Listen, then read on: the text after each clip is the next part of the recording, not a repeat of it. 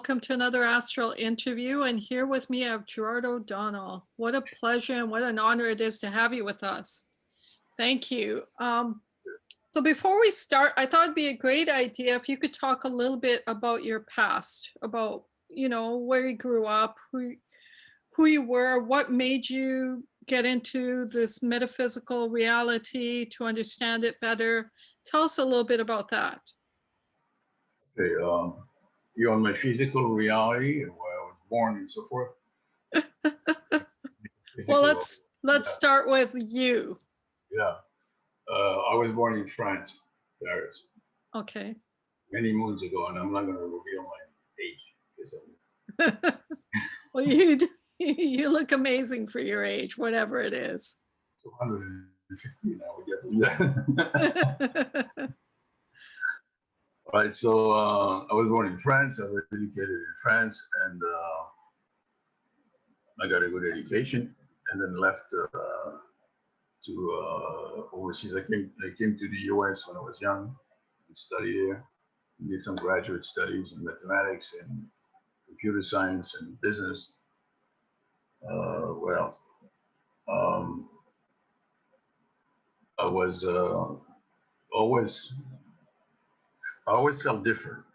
Okay. It's like I took the wrong road when my soul was projected by mistake. It's a specialty that I do have in general, right? So I ended up here. And I remember as a kid always wondering, trying to understand why were adults so messed up? What are they fighting about? What is all the discussion? Yes, of course. Right. And another problem that I was having is that I always knew, and this is still a problem now, I always know what people are going to say before they say it. Okay. But when I had any kind of discussion with people, especially adults, I would get, passionate about something. Yeah. And I would not let them talk. I would just already answer what they were going to say. And at first, they were like looking at me, but most people don't enjoy that because they get scared. Yes, because they see you as a mind reader, right? Well, I'm not really a mind reader. I'm just it was already decided on the higher plane what they're going to say, and they were just going through the process. So I just already knew what they were going to say. The level of the higher mind, which is not linear. Right. I understand. So I would interrupt them all the time, and finally I learned to hold my my speech and be a little more polite. So I knew that I had these abilities. I was connecting to nature very strongly, to animals. And at a very young age, I got interested in the, so to speak, art of hypnosis. Okay. Did you take anything to do with hypnosis, or did you study it, or? Yeah, at first I studied it from books. I was very young. Right. And it was not that common in France yet. So many people used to come in and find me dead on the floor and just get into a fit because I wouldn't react. But like 15, 20 minutes, they realized they would tell me I'm just meditating and going and that's how it started. Really. Right. And then I went into very, very deep states. And then I took this as a profession, not as a profession to make money. I wasn't doing that. But I took a lot of courses in it, and then I started realizing it's like, I don't know, I don't think I was taught. I was just opening myself to what I already know.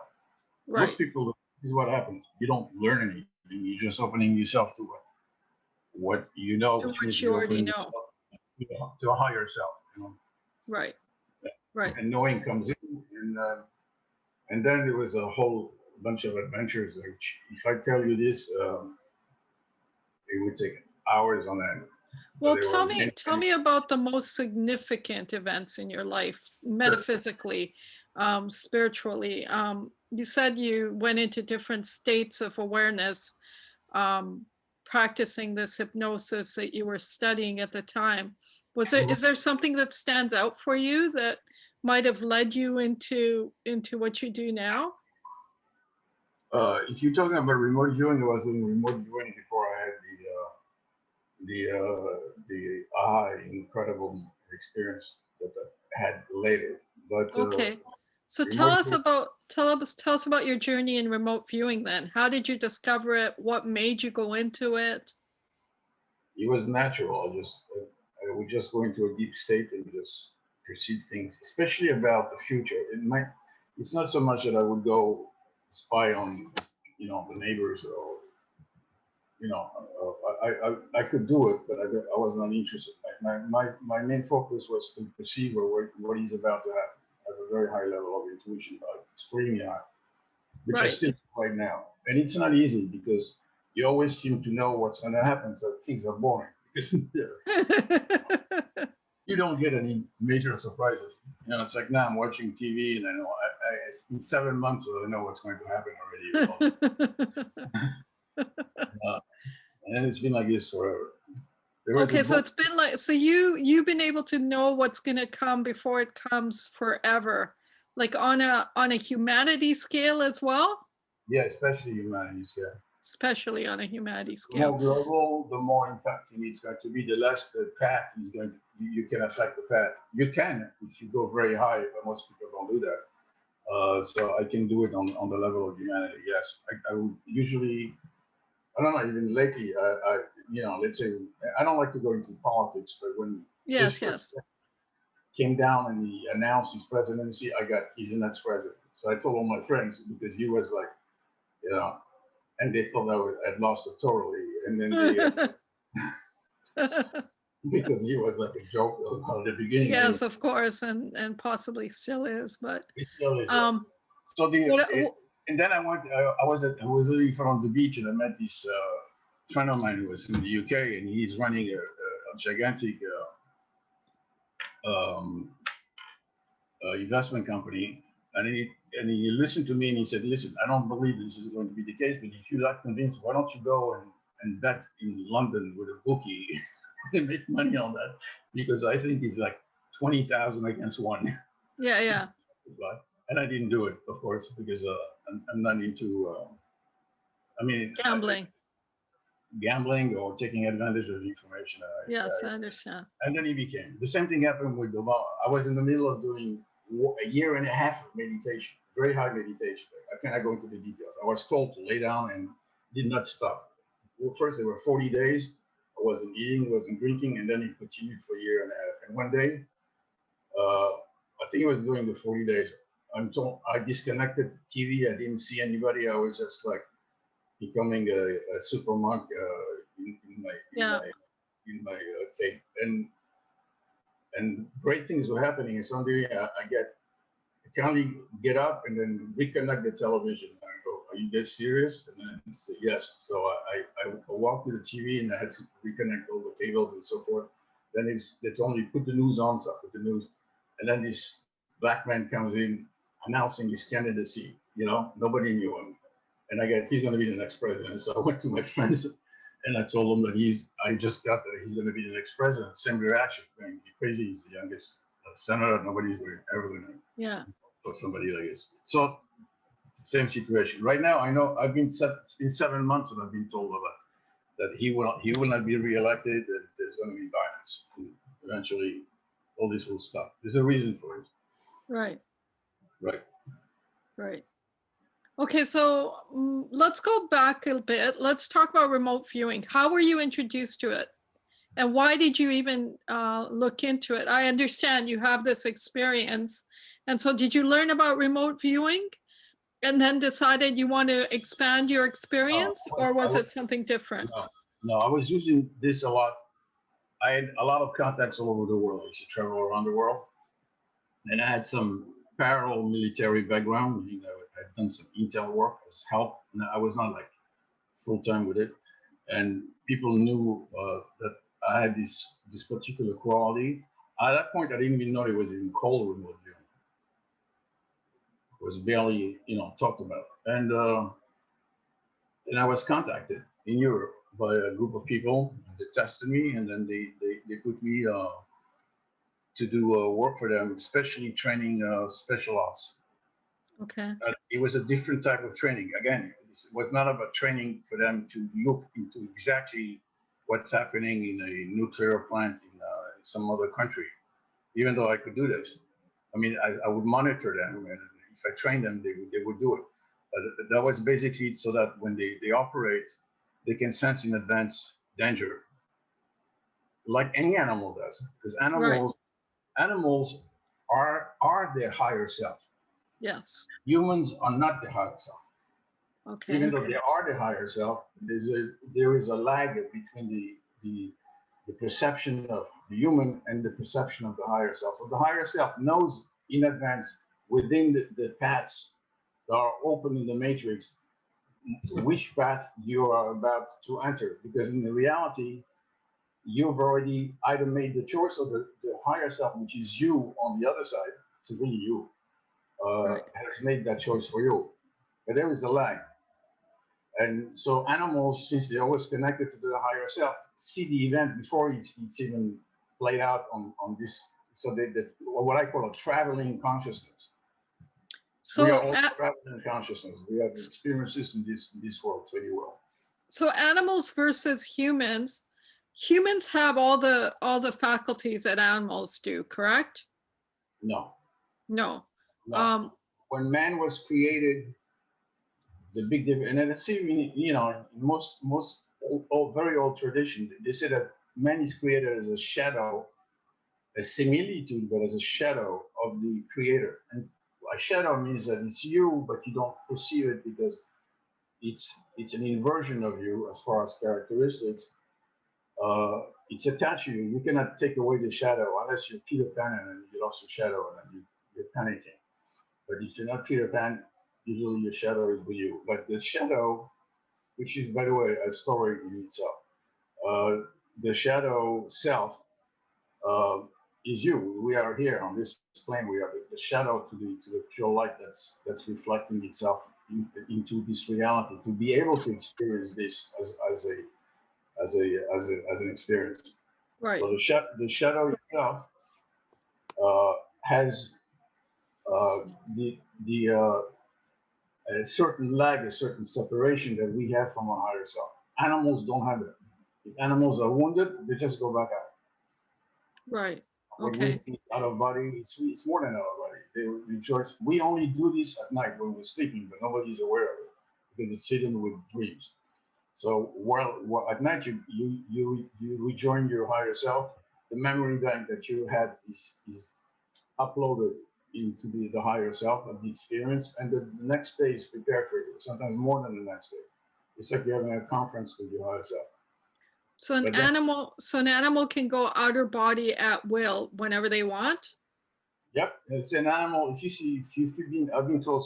I used to go to safaris in Africa, not to hunt, but just to watch the animals, and they already know that let's say a lion is about to attack a gazelle. That gazelle knows it's about. They will do anything they can, but at some point they know it. That's it. That point, they don't stay in their biology anymore. They leave. Right. And you can even say that it's not the same thing as of course killing a human. The pain is lesser, and they're already out. They So accept it. that makes me want to ask the question about reincarnation then, or the idea of um, transmigration or Right. something like that, because is all of nature the same in that then, or is there differences? Like, we know humans have higher intelligence than animals do. Maybe a different type of intelligence. Maybe we shouldn't say higher intelligence, right? Right. Right. Um, Some animals a more, have very high intelligence as far as yes, of course. Well, and I believe that animals have their intuitive intelligence developed to the fullest, whereas we have our intuitive intelligence, but we aren't aware of it, or well, it's we been, can develop it, yeah, or we can inherit. or we've been made dormant of it for some reason. Yeah, Um, and then we have the intellectual faculty as well, which we can employ, which the animal does or doesn't have now. correct. Yeah, well, the intellectual, it's interesting. The animal, being purely its higher self, understands the mechanism of life. Some animals are here on a more permanent level than a dog would say. because when you start blinking, reality blinks in and out. It's not continuous. We have this impression of it being continuous, Right. but reality keeps on blinking in and out, and every frame of reality is attached logically to the frame before, so you have a sense of continuity and logic and sense. So life makes sense to you. It's not about you have one frame and then suddenly you're in Hawaii and then find yourself on a different planet. It has to make sense because that's animals are aware of the moments when they go in and then they come back in. So they're aware of for them to basically die is something that they accept easily because this is the other part of themselves. This is the higher part. Not that Right. they enjoy life. Yes, of course they enjoy life. But humans have less of an awareness of being in the higher self. As a matter of fact, they don't have an awareness. Most people don't believe that they have a higher spirit or a soul. I mean, everybody knows the idea of a soul. But Right. what's the soul? They're going to tell you something that you only meet when you pass on. No, the soul is attached to you. If you wouldn't be attached to you, you wouldn't exist. You are a projection. We are just projections of our soul. Okay, so let me ask you this question, because you often hear that everything is energy, everything is light and sound. And so where's this distinction of the soul then if everything is energy? Is this soul an actual material that's separate from the energy that we experience, the light and sound around us? Or is everything soul and then we're just living or moving or having our being in soul like the Bible says? The soul is not one level. The soul Okay. is a multi-level dimension that goes up to the level of the unity consciousness. Now you can have different types of unity consciousness. You can have what I call the global consciousness of a creation. Let's say this Earth is one global nexus, concentrated.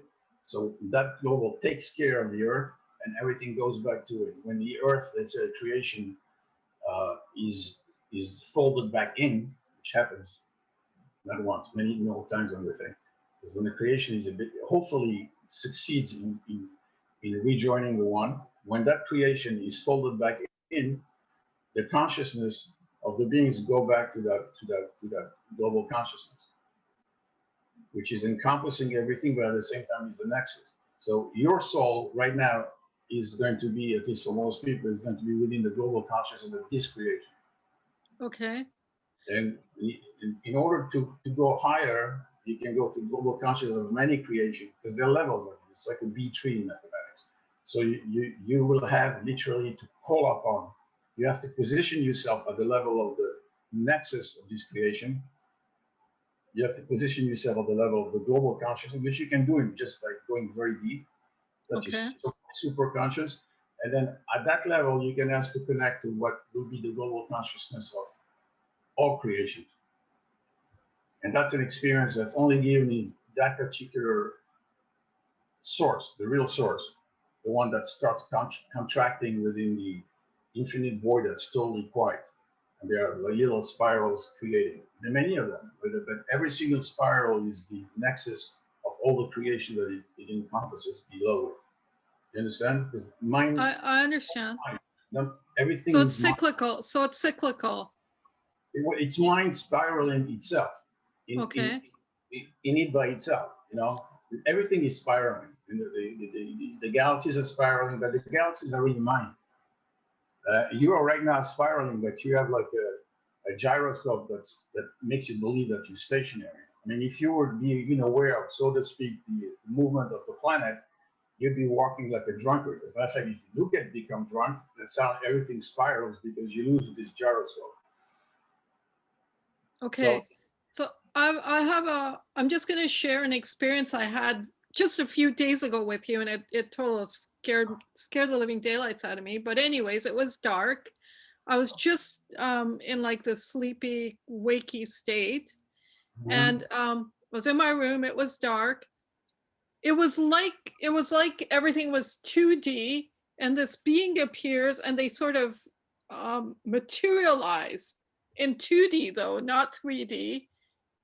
Just like something materializes on a TV screen in Star Trek kind of thing.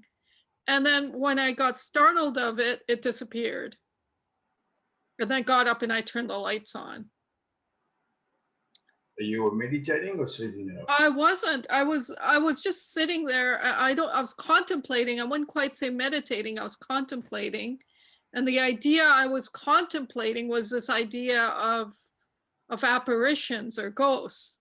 I was thinking about them at the time when this experience happened. Whatever you're going to put your focus in life, whatever that is, with enough intensity of emotions, which is really energy. Emotions is our way of expressing energy. This is why on this level, some sub-creators would rather have, because it's easier for us to have lots of emotions of fear, which is for them more powerful, so they create situations. They're the ones creating the situation with us here, so that they can then use that energy and then create through it. So as you are getting, and you get at that level when you perceive yourself as highly energized, you will then enter a particular path, and that there are many paths. So the quantum physicists who think that there's a multiple universe or an infinite amount, they're right, but they not travel. They can be traveled eventually by other entities, because you can repeat the same situation with different entities. You traveling is your traveling. You may have being into a totally different creation. That's possible. But when you make a choice, that's your choice. You have entered that particular door. So when you start focusing on a particular door, if you, let's say, whatever, it's a belief system, it could be a myth, and that myth becomes real. In the old, I know I'm going to sound crazy, but in the old times, I'm convinced, let's say at the time of the Greeks, and that the semi-gods would appear to them physically. Right. Because they were so concentrated in their meditative faculties. They were concentrating on those forces. They will associate those forces usually very often to planetary constellations or planets, which do have forces, but they're not outside, they're inside. And then since they were focusing on it, it was like a gentleman's agreement. And I said, okay, I will show myself to you. But in reality, it's all a hologram. So the hologram will show itself to you. Now, if nowadays the mythology has changed and people want to see like 400 years of a dragon, and slay it, you would see dragons. I've seen books written in France in 1610. They are like newspapers. They're just telling you everything that happened, and they would see in front of Paris, on top of Paris, a dragon flying. And people would say, oh, no, it was a flying saucer. No, it was a dragon. It was definitely a dragon because people believed in dragons, so dragons were there. Right. All civilizations have dragons, from the Chinese to the Middle Eastern civilizations everywhere. Right now, people don't see dragons anymore. So you see something that's more fit to your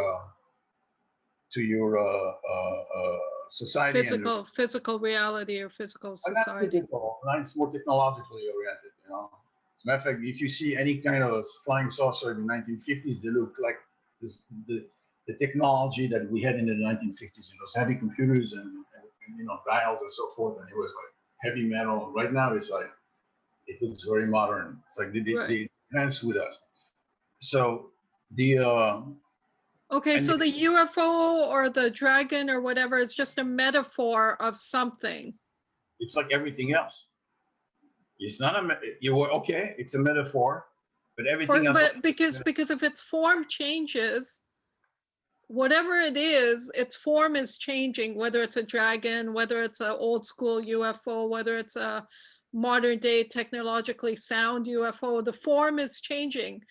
But what it is what it is. I mean, what it actually is it something different in every situation? Absolutely.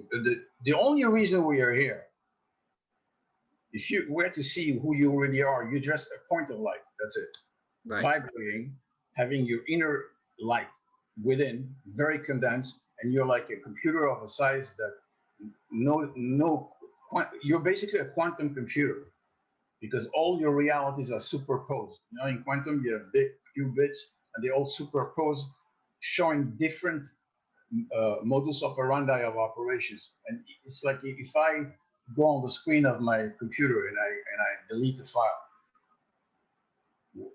this is a virtual act. Where I think I deleted the file. In reality, this immediately connects to the high level compiler that will take that file. Usually doesn't delete it, but just takes away a pointer to that file. Yeah, it just, yeah, I know. And it goes up to the level of the machine language, which goes up to the level of the hardware that's doing flip-flops and then doing something. You're not even aware of it. All you know Right. is it deleted the file. So we are living at the level of the sensory interface. We are here feeling, seeing, talking in reality. We wouldn't need to talk if we were in different creation. We would be totally telepathic. But in order to get this sense of separation, so we can create more interesting stories and have this feeling that we don't exist connected, and then lose the idea that we are connected to the same spiritual entity which gave birth to us. It's not an entity; it's the infinite. So we were given this ability to use language. Animals use language much less, not because they're more stupid, it's because they communicate telepathically all the time. Right. So then, okay, so but we can communicate telepathically as well. We eventually will, as you go higher, there is no more need for separation. When you go higher, not only in vibration, but in perception, because it's not just like you put you can vibrate yourself as high as you want if you know how to vibrate. It's not necessarily going to bring you to the high vibrational level because you don't fit the quality of that vibrational level. If you fit the quality, you're part of it. That's it. At least you will experience it. And then eventually the whole idea is to become the way the one is, which is multidimensional. So you are aware of being in the screen, but you're also aware of what's going on in the machine, and you can program it at that level, and you can go down to the hardware. Okay. But you don't even need to, because we were given, us as human, the keyboard, and we were given the use of language in order. That's why the word is important at our level, because by the use of language, this is the secret of so-called magic. When you say something, you're just plugging it in. This is then connected to a program inside a compiler that listens to what you say and decodes it, and in the background will change reality and change path for you or recreate new path. Usually they get you a path and they just adjust it so that you are in the path that you want. So again, going back, if you want to see something, like you wanted to see a ghost, let's say, that was your interest that day. And since you're already powerful because you've done a lot of the work, the most probably the ghost was showing you, you're 3D, I'm below, I'm just a lower dimension, I'm on a 2D level. But I can appear to you. Okay. And the whole idea had nothing to do with a ghost. The whole idea is for you to realize the power of who you are. Right. So if you're looking for, to win the lottery, okay, you may win the lottery. I don't know how much it's going to teach you, besides the fact you're going to dance around. But if you're seeing beings seem to be much higher, they can really teach you. But it's really you. They can teach you. The universe is teaching you something through these beings. Sometimes you open a book and the universe teaches you something through a book. Right. Sometimes you go outside and there is a hobo in the middle of the street that says something that you've been inquiring, a question mark you had for forever, and and there it is, and like this. He's not a hobo. He's not like he got downloaded or something. He's there for you. So you pay or don't pay attention. So this is really a school for consciousness, to a distillation of consciousness to a higher level of awareness, which then makes the one happy, because the trick of the one, there's only the one. The many don't only exist within the one. The trick of the one, it's like they say in the Matrix. What is the trick of the one? The trick of the one. To go down into the many, create the many. At first, the one used to create the many out of himself, meaning he would separate, fractalize itself.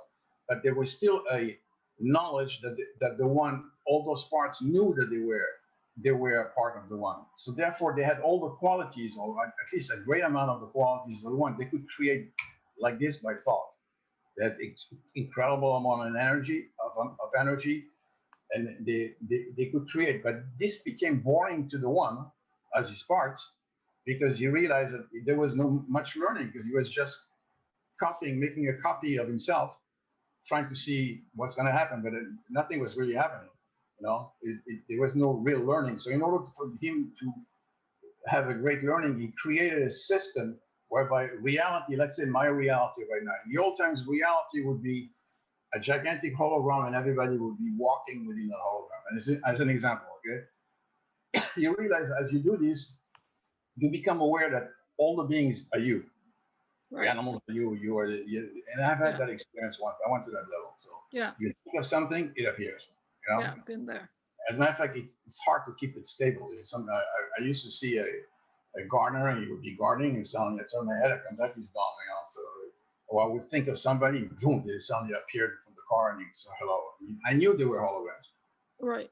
It's fun, maybe for a day or two, or for a year or 10 years, but the learning is lesser. When you come back to this dance, what you think is a dance world, your power is still the same, but you've totally forgotten who you are. And then you may act in weird ways, and that gives the one the ability to not recognize in the many that they're him. So he may get upset at his own manies, and the many might think that they don't have a connection to the one, or they make illusory representations of the one, or stories about the one, or about God, or about a man that came. Do you understand? And that's how. And it's interesting to the one up to a certain point, because the trip of the one is to go from the one as much as it possibly can go to the many. In order to create the many, he creates the modus operandi of the system, the general rules of the system of the many, and then the sub-creators, which are parts of himself too, because not only does he project beings that are in 3D, there are beings that remain in the spiritual realm, call them angels, call them sub-creators, and their role, because they are programs, their role is very high, is to achieve at the beginning, when the one is spreading itself in the tree of creation with many branches, because the tree starts from the roots and it starts spreading its roots. And some fruits fall down and create another tree. So when all these gigantic creations are being spread out and created, the role of the one is to learn the experience of who he is not. Okay. To be able to experience who he is not. So while the one is experiencing who he is not, we are experiencing who we are. We are just the extension. It's like asking me. Once I asked, when in 2008, when I had these experiences, I asked the one, what is this all about? Right. Why the suffering, or is it over? Yeah. He said, this is going to stop soon. And then he showed me himself, of course, as a gigantic being. He was cleaning the bottom of his feet. And he said, this is where we are. We are the contact point between the one and what we consider to be the earth. Right. We are his feet. And he said, without my feet, if they hurt me, if I have pain in my feet, I can't walk. I need my feet to be in good shape and then follow my direction. Not to, I want to go right and then the foot wants to go left. Right. But there are forces, programs that increase constantly the level of separation and division. Not because they're evil, because that's the only way by which the one can create the many that we forget that they are the one. So they have very ingenious ways of blocking the one from intervening. Right. So he cannot just go, I can take this, bye-bye. So there are ways, I can go on, that will take like hours to explain that. But there are ways whereby the one is basically sandwiched inside his own dream, and then he cannot do everything he wants at that level. He can always stop it forever and then go back and then start a new creation. That he can do. But to operate and then rebalance the whole creation is very difficult. And those forces have taken, and that was expected, had taken a life of their own. Right. So as an individual, all of us out here, the one basically can handle himself, but all us individuals out here who are dealing with our sufferings, whether it's pain, whether it's whatever it is, whatever suffering it is, relationship, money, whatever suffering it is, what is your advice to that individual for not coping, but for transcending all these sufferings? One, going to get to any higher state anyways until they transcend all these sufferings. So that would be the first No, step anyways, no, correct? no. The suffering is created on purpose. Okay. In other words, if I want you to stop playing in the kitchen, because I think you should do something else, I will make sure that you get burned a couple of times as you're cooking or start a fire. Then, in other words, the pain is a propeller. Now, most people don't see it like that. They go, "Oh, I have pain. Give me some pill."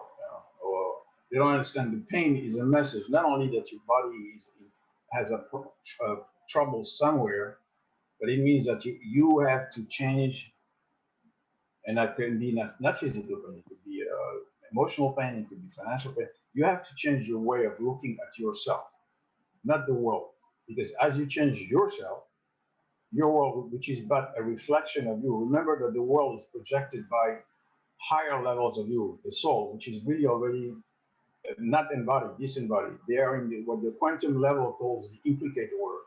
They Right. operate at the level of the waves. They're not operate at the level of particles. As a matter of fact, it's not even true because interestingly enough, and that's really I can go. There are particles that project waves. Okay, that's hard to understand. They're like each one is like a quantum computer. Okay. So, and then they project reality to you. You see the reality all around you. But in reality, this reality is projected from within out. You have a point of light inside of you that's extremely, extremely strong, and people are not aware of it, which is really the one. You have the one within you. That point is, as you focus, lights up the matrix and the hologram that it will project out of you. Okay. Then there is outside of you a gigantic ball of light, which is still you, but that's like the level of the global entity, which is projecting the hologram around you for you. At the highest level, these are just codes. They're sounds that come down. It's like in the Matrix, you see the codes coming down. There are codes, but as they come here, they get decoded by our brain, and our brain suddenly sees this 3D world. And every animal has a different system of brain so that he adapts and operates at the level they should be. The only one that's really gives surprises to the godliness is the human, because the animals don't change. They're perfect. I mean, they will Right. just stay.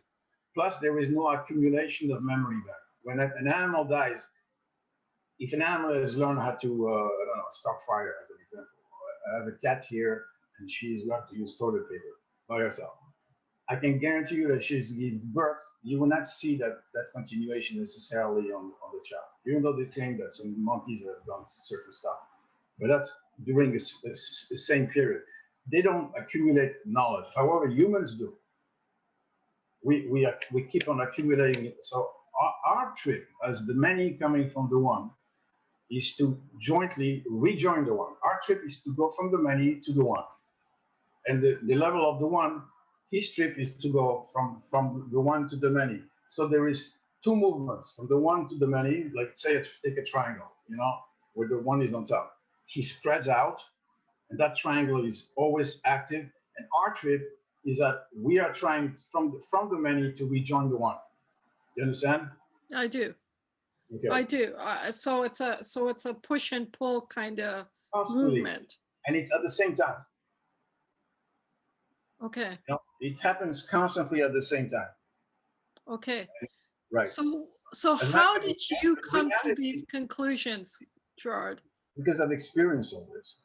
Okay. I'm not reading. I was given a gift. I had a lot of experiences, and without much, it's not I'm told what happens, but I have the knowing of it after I experience it. I'm not the same, and I understand things in a totally different way. I've touched levels that gave me an understanding of the background to creation on a very high scale. And you can find it now, in quantum physics. A lot of this now is in quantum physics. even though they still don't have it totally. I mean, they know, they understand that it could be a wave, it could be, and then they understand it can be both. Some people have gotten to the point where they understand that reality is only when you look at it, and then it's not there anymore, especially lately. But it's not so much about understanding it's how to evolve into rejoining slowly, because otherwise you'll have a shock, and helping others rejoin the one. So all the parts that from the many exist within the one in the way the original creation existed. So the immediate question that begs right now is, where's this one come from? The one is a number. One is unity. It's not a name. Right. I don't know, whatever language you know, I can give you like 5, 6 words for that, and it still means one. Right. You know, it's really unity. It's the core that spreads the dot, non-dimensional dot that started creating dimensions. Okay, so here's this dot, but then this dot is surrounded by all this other stuff when I see a dot. Yeah, but imagine, okay, we're going to go back to the beginning of, you want to read the beginning of creation? Imagine an immense ocean, totally quiet, where there is, that I cannot understand, because that's beyond thought. Okay? Yeah. There is no, and within that infinite thought, infinite ocean of consciousness that is aware of itself, that suddenly appears the desire to have a self-reflective thought, something to dream about, something to create, some environment to be projecting your thought, and then receive a feedback, and then adjusting your thought again based on the feedback that you receive, and so on and so forth. So that's when, within this infinite quietness, which is been a lot of, well, I don't know a lot, but some people have experienced, a point starts contracting itself and forming a dot of concentrated energy that you cannot even imagine. And then it releases itself by spiraling out. That's the real Big Bang. Okay. It's not a Big Bang where like suddenly all the planets were created. It's within the spirit itself, if you're going to call it spirit, within thought, pure thought. You have creative thoughts that come in, and since everything at that point, there is no time for the one. So the one can think linearly like us, like in steps, but at the same time, it thinks laterally. So there's this enormous lateral creation that starts happening at once in reality, because it's only the now. There is no time. So so then if that's happening in primordial time, it's also happening in temporal time, right? Not yet. Because not yet. Really so exists. there is a progression. So there is a progression of time now then. There is no time. There's never been time. That's the ultimate illusion. The time only exists as a sequence of events. Just look at it as a sequence of events. As a matter of fact, now they're telling people, I just read it, which I've been aware of this for 10 years, or maybe I was already doing, that a day now is much less than it used to be 20 years ago. People feel, I agree. A lot of people have said quitting, they call it the quitting. They don't know why. They think it's the end of the world, or they think that we're going to go to 5D, 6D, whatever their explanation is. But they realize that the day is gone. Nothing has changed, because the Earth is still turning around itself, and it's still going around the sun, the star that gives us reflected light in perception, and then and the spiral of the whole universe is still spiraling. So the important thing for us is to rejoin as we stay alive, because when you so to speak dead, you're never dead. When you rejoin the higher levels, you can't function, you cannot work on yourself. This is the most challenging level that the one has ever created as far as separation, this level. And the only reason he keeps it going, even though it's very painful, is because he at times, not always, goes down the whole spiral of creation and does project into some entities Usually they have a horrific life. And you want to ask me why? It's because the one has to understand, because it's very hard. I've been in touch, let's say angels, they don't understand pain. They have no idea. It's not their fault. So they can inflict pain on you because they don't know what it is like. And you have to scream at them, stop, because this is pain. They don't have this sensory ability that we have to experience. So Right. he goes down. And they never have? I'm sorry? And they never have, so they don't even have a knowing of it or an understanding of it, or they don't even, is that right? They have a knowing, but they don't have the experience. Okay. So when you hear stories of ETs that take people and torture, I don't think they torture them because they want to torture them. They want to understand what pain is like. They want to understand how this level operates. They want to understand when you what is a loss for a human being or somebody dear to itself. How the system, so that when eventually there will be a creation. It's not yet. What the one is going to expand, and I speak about this in my last messages. When the one is going to create together with us, he will become an incredibly good creator because he went through the experience of restricting his gigantic infinite mind into a little tiny weeny human, that's thinking about, should I buy this toilet paper or should I go invest in this stock or whatever. He went through it enough time so that, and he went through the joy too, so that he understands his creatures. And then he wants the others in between also to have. So you have beings in between also, like angels or sub-creators, that project into humans on purpose. It's not something evil. They come down so that they can feel this. Right. Experience it for a while, and then they come back and they learn from that. Do you understand? I do understand. So, when I think about, Rumi says that there's a mineral soul, there's a vegetative soul, there's a human soul, there's the animal soul, and then there's the angelic soul. So what is the distinction between these souls then? Because when you talk about humans now, my mind goes to an ant. What about God's experience of the ant? And why God would want to experience? I'll tell you why. Because he created the ant. He created all the animals. Yes. He created the chain of life, the interdependency of every single species, so that life can continue on the planet, including for us, through that chain. So I was told by the creator, he said, I went down, I created them, and I experienced them. There's not a single animal that I've not experienced, not only watched. He has no interest in watching. Unless you're an ornithologist, you want to look at the ants and insects or whatever, but usually that's not what the one wants. The one wants to feel what the ant is feeling. Yes. Okay. However, the biggest challenge are the humans, because and they say that all the others, especially the angels, are jealous of humans because we have the capacity to go to the lowest of the worst deviation of love, and going to total fear, aggression, tortures, and horrors. And we've done it enough times. That's been beyond proof. But at the same time, we can go up straight if we decide, especially inside, and enough people on a common accord decide to pull the creation up. We can go up straight and rejoin what they call the godliness, which are the many within the one that exists already now. There are many which are facets, operational facets. It's like an enormous ball of incredible intelligence and light, which we cannot even fathom. If you ever see this, it's like, but it's not something that you're going to see with a telescope. Sorry. It's on a different plane. And that's the godliness. And there are many there that live within the one. And there in the Bible, they call them the first word for God is not God, that's English.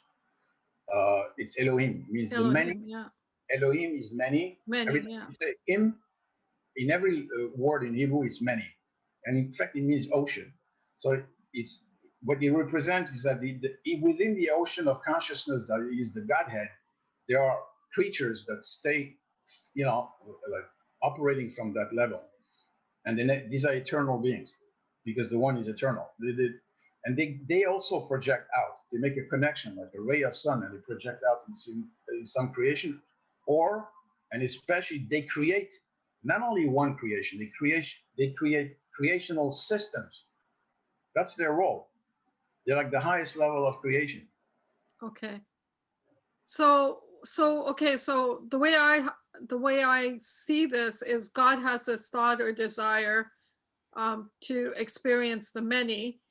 So God didn't consciously create everything. It was this thought that manifested the result of what the desire was. Is that correct?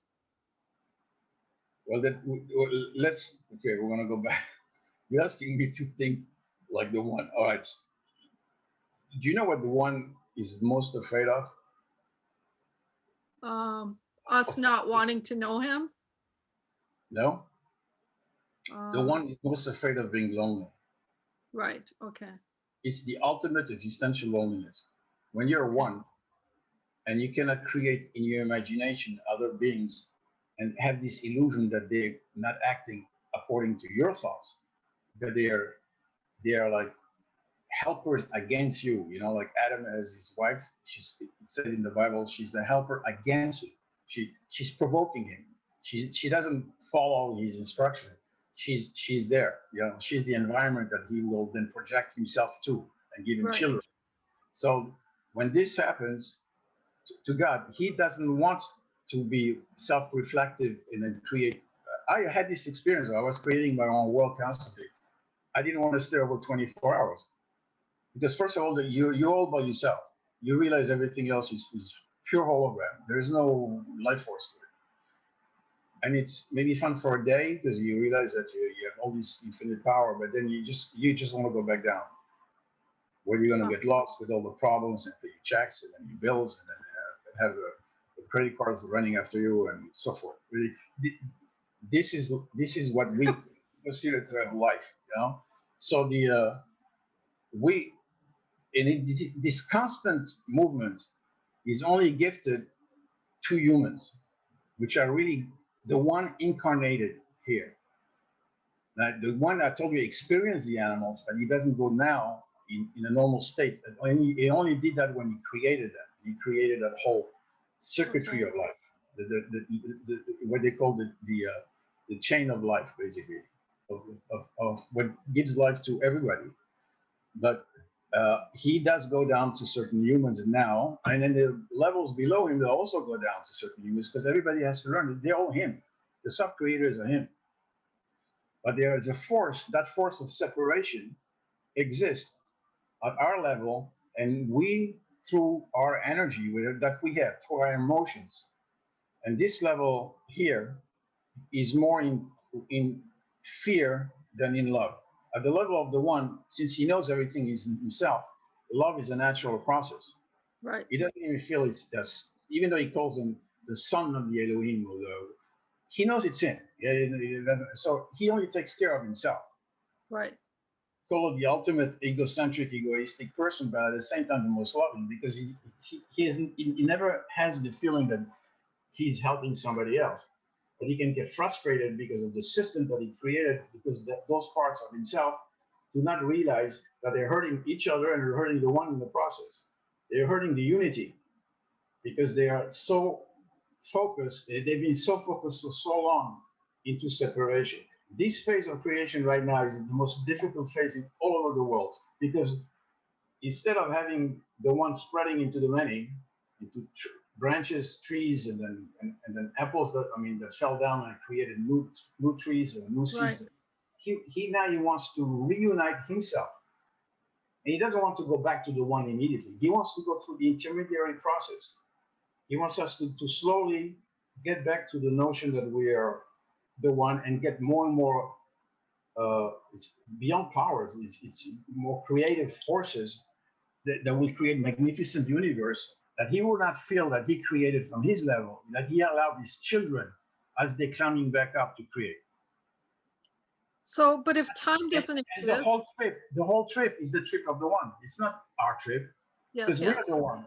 We are the one, but we're the one in drags. You know, yeah. we're walking around. We don't know who we are. You know, every time I said, "I'm so and so," what's your name? I've had a person.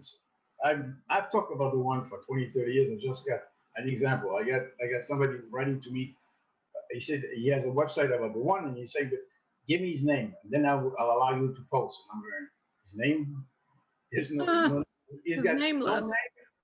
name, nameless, and he's got all names. He's Yeah, all names, and he's he's got both. no. Yes, I get it. Yeah. So the our trip is the trip of the one, and we are his feet. He can't walk if his feet are getting pustules or problems Yeah. and breaking. He needs us more than he needs anything else because we are the contact with what he perceives as materiality, the earth, Right. which is not material, but that's the environment that he wants to experience. And there are many earths, but I'm talking this one happens to be one of the most important. For some reason, I haven't gotten the whole reason. He even told me that if we don't make it here in this universe, all the other universes that are coming in and out here, they're coming to visit. Some universes don't even exist anymore. So that all the beings of those universes are coming inside here for protection because they know this place is where the one is focusing the most and wants to unify himself back to his own roots, to himself. And then when that game is over, we're going to remain in the Elohim. He's not going to close the whole show. And then at that point, you and I, whomever makes it to that level, will become an eternal creator, sub-creator. Okay, so I want to talk about senses a little bit. So Yeah. in this reality, when I think of senses, okay, I have my sense of sight, I have my sense of hearing or whatever. And in my immediate reality, all of them seem to be functioning. But let's say when I look up to the sky, the only sense that really I can operate is my sense of sight. I can't hear what's happening up there. I can't smell what's happening up there. I can't taste, touch, anything, right? It's only my sight. Well, you can Whereas hear. when I look down, or I have all my senses. Do you know what I'm trying to say? I understand. First of all, we imagine that you're in your room, okay? Because they're gonna have the same thing. A cat creates a cat, a dog creates a dog, a human will create the system in which he was created. Right. So doesn't matter how you do it. You can use technology or you can use just mind alone. But let's say you use technology. They're about to create virtual reality machines where you're going to be projected into a different world. Right. And if this story here continues enough and we're bored to stay home watching each other through screens, we might just have like incredible adventures, No more Netflix. It's going to be like 5D Netflix. And then you'll be going to a different world. But when it's done, you take it off. So this is a sensory experience. And the 3D gives it reality. Matter is only light, modulated light. That's all matter is. Right. And some people, I'm not going to go into this, have had the experience of going through walls in cars going through them because they realize they're just light. But then they go back to the old system because that depends on the operating system. When you back here, the operating system says, no, you don't go through that wall. Even though it's light. When you're on a higher level, the same wall that you're gonna see, you go through it. That's not a problem. That's why people like CETs, they see them coming in and they don't make a hole to the wall to get you out. Because at their level, matter is more astral. It is more is not that real. It's not. Right. It's not as dense. It's not we think it's dense, yeah. Because the system, the operating system is different at their level of their computer. It's different. Yeah. So the senses are crucial because we operate through that sense. Those senses give us the opportunity to think that we are separate from each other. When I'm looking at you, I live in a bubble reality. My universe is really what I can perceive as far as I can perceive. Right.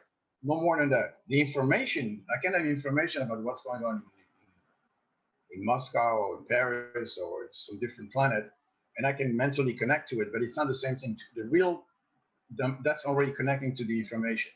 Here, it's not only is it information, it's translated into senses, all the senses. If you lose one sense, you can compensate with another, or you can play with them. Sometimes you can see without looking.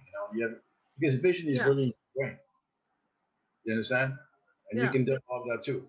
So we need vision so that we can discern faces, so we can discern beauty from non-beauty, so that a lot of women are going to put Botox. That's important, you know, and guys are going to want to be good looking too. So I'm just kidding. We have senses because it's enjoyable. Because when you have such a magnificent, imagine it's like a painting, but like beyond the painting, you go, every single part of nature is is has been created and painted by the one, and it's magnificent. And by the one, I'm not saying that the one himself painted all this.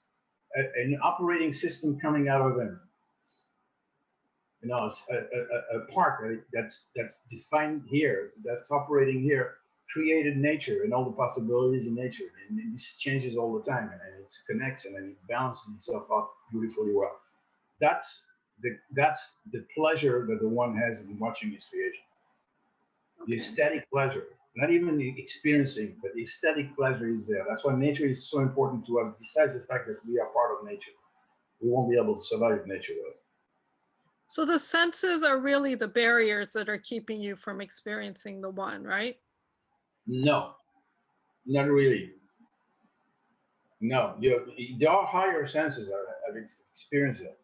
Right. Even when you go to a level which is uh, very high, where you can, so to speak, maybe go to a wall or something, which is irrelevant, really. You still have your senses because that's the whole idea. It operates in a different way, but you have your senses. Not as acute Okay. as there, but it's not a question if the senses are efficient as here. It's a question: do you focus so much on your senses? When you're on a higher level, you focus on your thought. You want to create things. You want to. Right. You realize that you're suddenly creating. So your senses are like put somewhere in the background. Here, everything is about senses. I hear you. People Okay. spend their whole life trying to get their senses excited and then feeling good about themselves. And it's the way it is, you know? I hear you. So your senses are beneficial in this reality, or this phase of reality, or whatever you want to call it. Whereas, like, I mean, when I meditate, for example, I'm shutting off my senses, right? When you meditate, you it's not so much that you're shutting off your senses, because if I were to preach you in the middle of meditation, you'd probably scream too. So you're shutting off the level of your brain, so that the brain is the one that's decoding the senses. The information about creation is coming to the brain. The brain is not creating reality. It's decoding reality and Okay. encoding it back to your soul. The soul is really sending the information. It's like going down and up. It's constant. There are two serpents, one with the head on top, okay, that's sucking the information up, and one with the head on the bottom that's bringing the information down. Those two serpents are intertwined. Okay. They're part of our DNA, but we don't read it. One, the movement is different. So that's why in the story of Jacob, they say he sees angels going up and down. Then they don't. They go up and down. One level goes up, and the other one goes down. They're carrying the information. Okay. Okay. So so everything's being recorded and they're carrying it. The information is being carried or recorded or stored in some higher consciousness. Yes, up to the level until now of the global consciousness of this creation. The global consciousness, when the creation is over, will gift to the one the most important part, or the most glorious part of this creation. Okay. But this is the way it used to be until now. But what has happened here is that the one took a great interest in this creation from the beginning. Not only does he want to the global consciousness to close down the creation and bringing in the information, so that the one himself at that level of unity, because the global consciousness is also the one, like you are the one, by the way. He Right. operates on the level of focus. He focuses only on this creation, this universe. But the one wanted this creation to go down slowly and go past the global consciousness of this creation, and go higher and higher until it rejoins literally the one. That's never been done. And I don't know if we are given an opportunity that's never been given. We have gone down to the lowest of the lowest, really, I mean, you can go lower than this, but then there is no way out.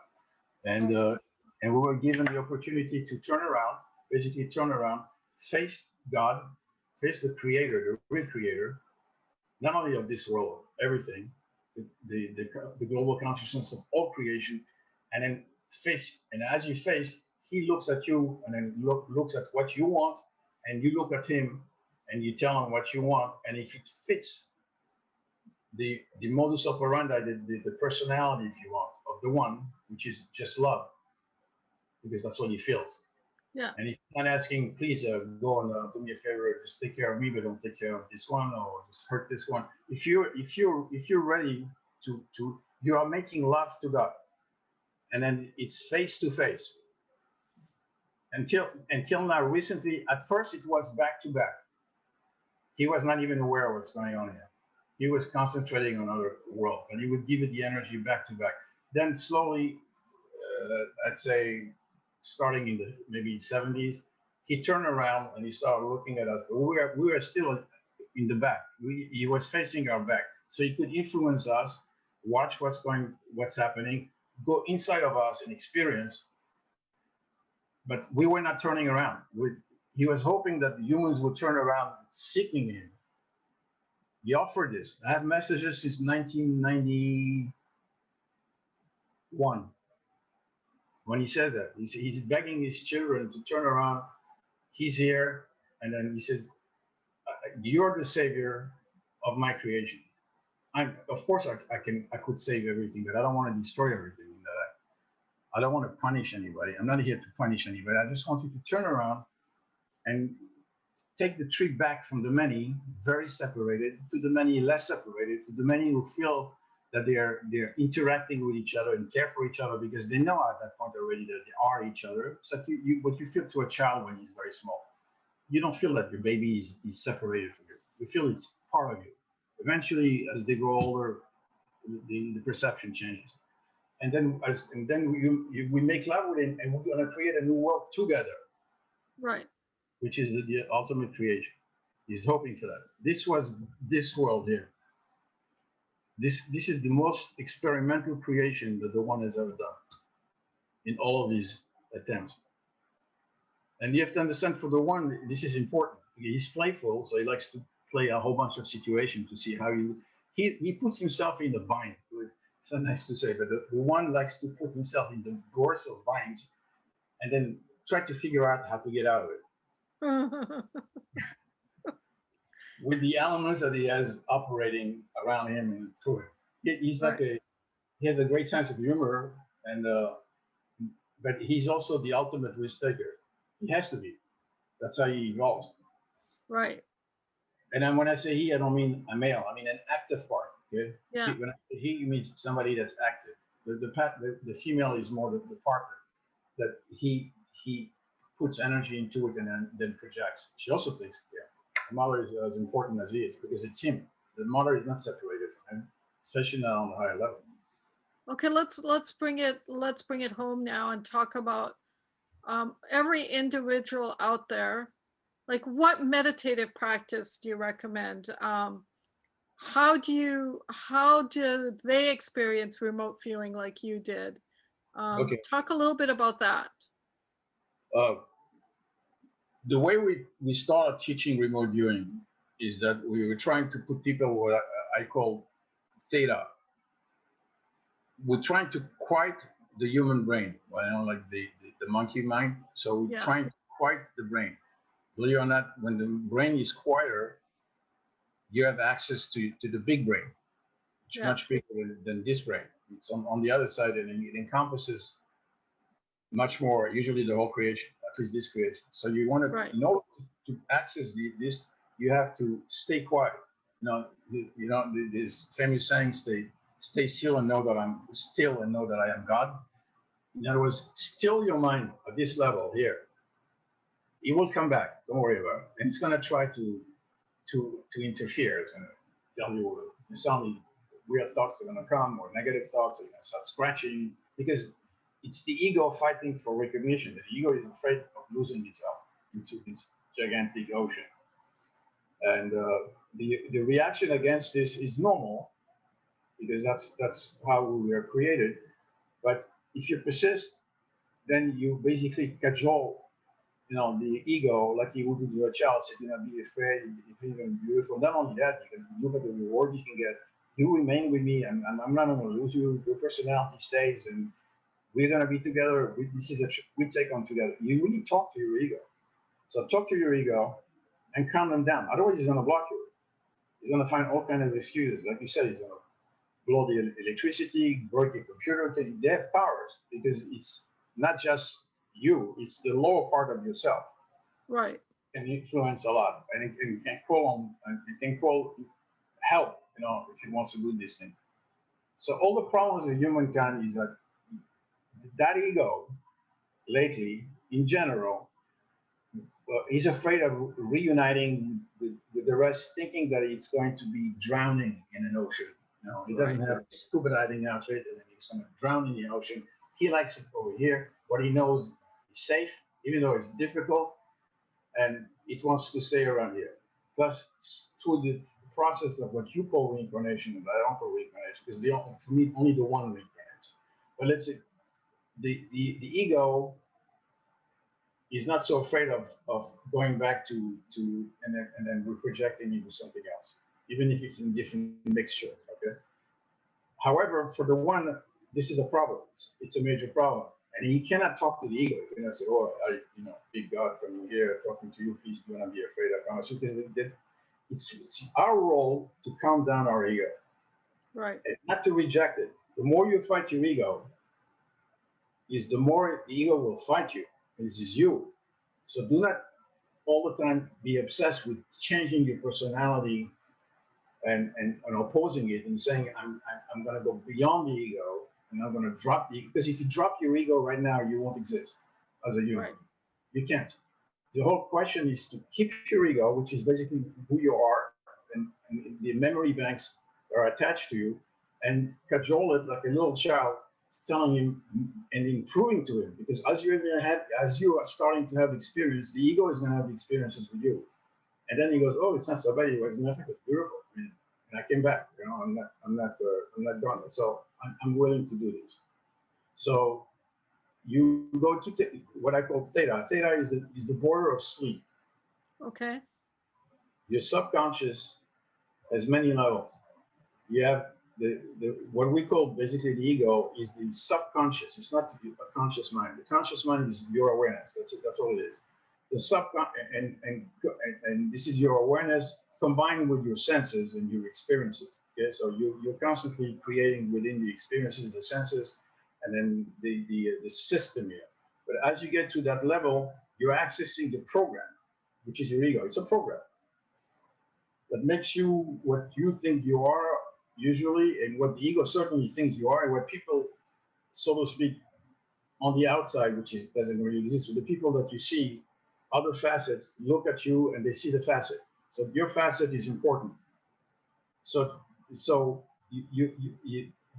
when you get to that deep theta level, you're right on the border of sleep. You have access to the program. That's the secret of hypnosis, and you reprogram it. Right. But you don't reprogram it by imposing it. You cajole it into this. And now we're going to feel great. And then this is what we're going to do. And this is wonderful. And I'll show you how beautiful this experience is. And you don't have to be afraid of this. And then you can be in a better mood and then open up to, and take him out of fear, which is dividing. Because division is what is killing us as humanity. Right. It's only caused by fear. Fear of the, so to speak, stranger across. When you perceive someone as being strange or different, the ego has a tendency to look for people that think like him, set up a group for power, and then attack the other one, because they're afraid that entity could overcome it, or especially if they have high intelligence, or they're a great quantity of numbers, whatever it is, whatever excuse they're going to give. Yeah. Not realizing that one is a different facet of the one. The same way as light and darkness exist, you have people that are white, people that are black, people that are yellow, people that are red, and that's the beauty of creation. You know, I've never seen a black cat attacking a white cat. So how do you dare come next to it? That doesn't exist. Just humans can have these crazy things happening to them. Yeah. So this is a big moment now because of the way creation. The one when he creates, puts conditions within the operating system, so that even though he doesn't operate within time, he doesn't operate within time. He puts within the framework of situations time limits and situational limits that can cause him to be forced to close down the show. Otherwise, he would stay forever doing it. Right. That's his challenge. It's our challenge too, because we're facing a natural world that's collapsing. We're facing economical systems that are totally dysfunctional. Families are dysfunctional. People are going literally mad. All this is because of nobody wants yet to turn around and face the fact that they are each other. They are each other. The animals know it. You know, they respect each other's property, but they don't go killing just freely for no reason. That's almost unheard of in the animal world. Humans will do that because of fear. They have a tremendous of fear, and it's an irrational fear, but at the same time, it's extremely rational when you understand the power of the separation of the ego here. It's very strong. Okay. Everybody is asking you, what's your name? What have you done? What is your diploma? I've never seen animals, they're going higher. It's irrelevant to them. Yeah, it creates more separation. It creates by far more separation. Yes. So while you're communicating with your ego and you're building this relationship with the ego, which is also another aspect of you anyways, it's you. Yeah. Personality is your ego. So you're building a relationship with ego. Now God, like, when I think of God, I think of omnipresent, omniscient, I think of all-knowing, I think of, how is it that God with those kind of definitions has challenges? Because that's all he loves to do. The harder the challenge, the more he loves creation. I mean, I remember many years ago when something happened, and this is not to be discussed openly. Something happened which looked like a major tragedy at the level of creators. They were all going crazy. This is never going to make it. How could this even happen? The one wasn't concerned because personally, I think he made this happen. He wanted to be challenged to the tilt, where he has no salvation for it. When he cannot save his creation, if his creation doesn't save him, this has never happened before. In your creation, you went top down. You have more energy on the top, less energy on the bands, because they're all bands. And then in between the bands, there is nothing. There's like white energy, no energy, energy, no energy, and then it goes down like this. That's all on purpose. Sometimes they connect for a moment and then they disconnect just to get information, but they're not supposed to. Right. The higher level will rule over the lower level. So he could always rule over a creation and then influence the mind and think for them. You could make them think so that they are cured, or he could change the whole system. So suddenly there are miracles and everything gets fixed. And he got bored with this. He said, I have to find a way where I'm stuck in my own creation, where my creatures have to understand that they are their own saviors. I will give them all the help in the world. And as they climb back in perception, because you only climb in perception. There is no electrical plug that you can plug yourself in, and you climb in perception. Right, I hear you. The ladder of creation, back to the one. I will look at them, and they will look at me, and their power is going to be infinite. Not so much from them, it's because every single thought they want to, if it fits my plan, if it fits what I want, it's going to happen. The manifestation is going to be like this.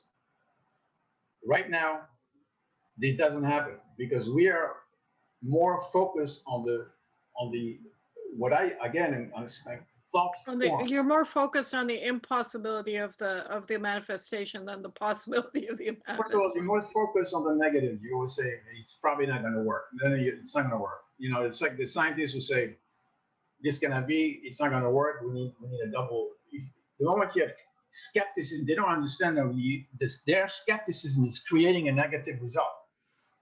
It's in the mind. Their consciousness, the observation, by being skeptic, is creating a negative result. Of course, because they're creating their own science too.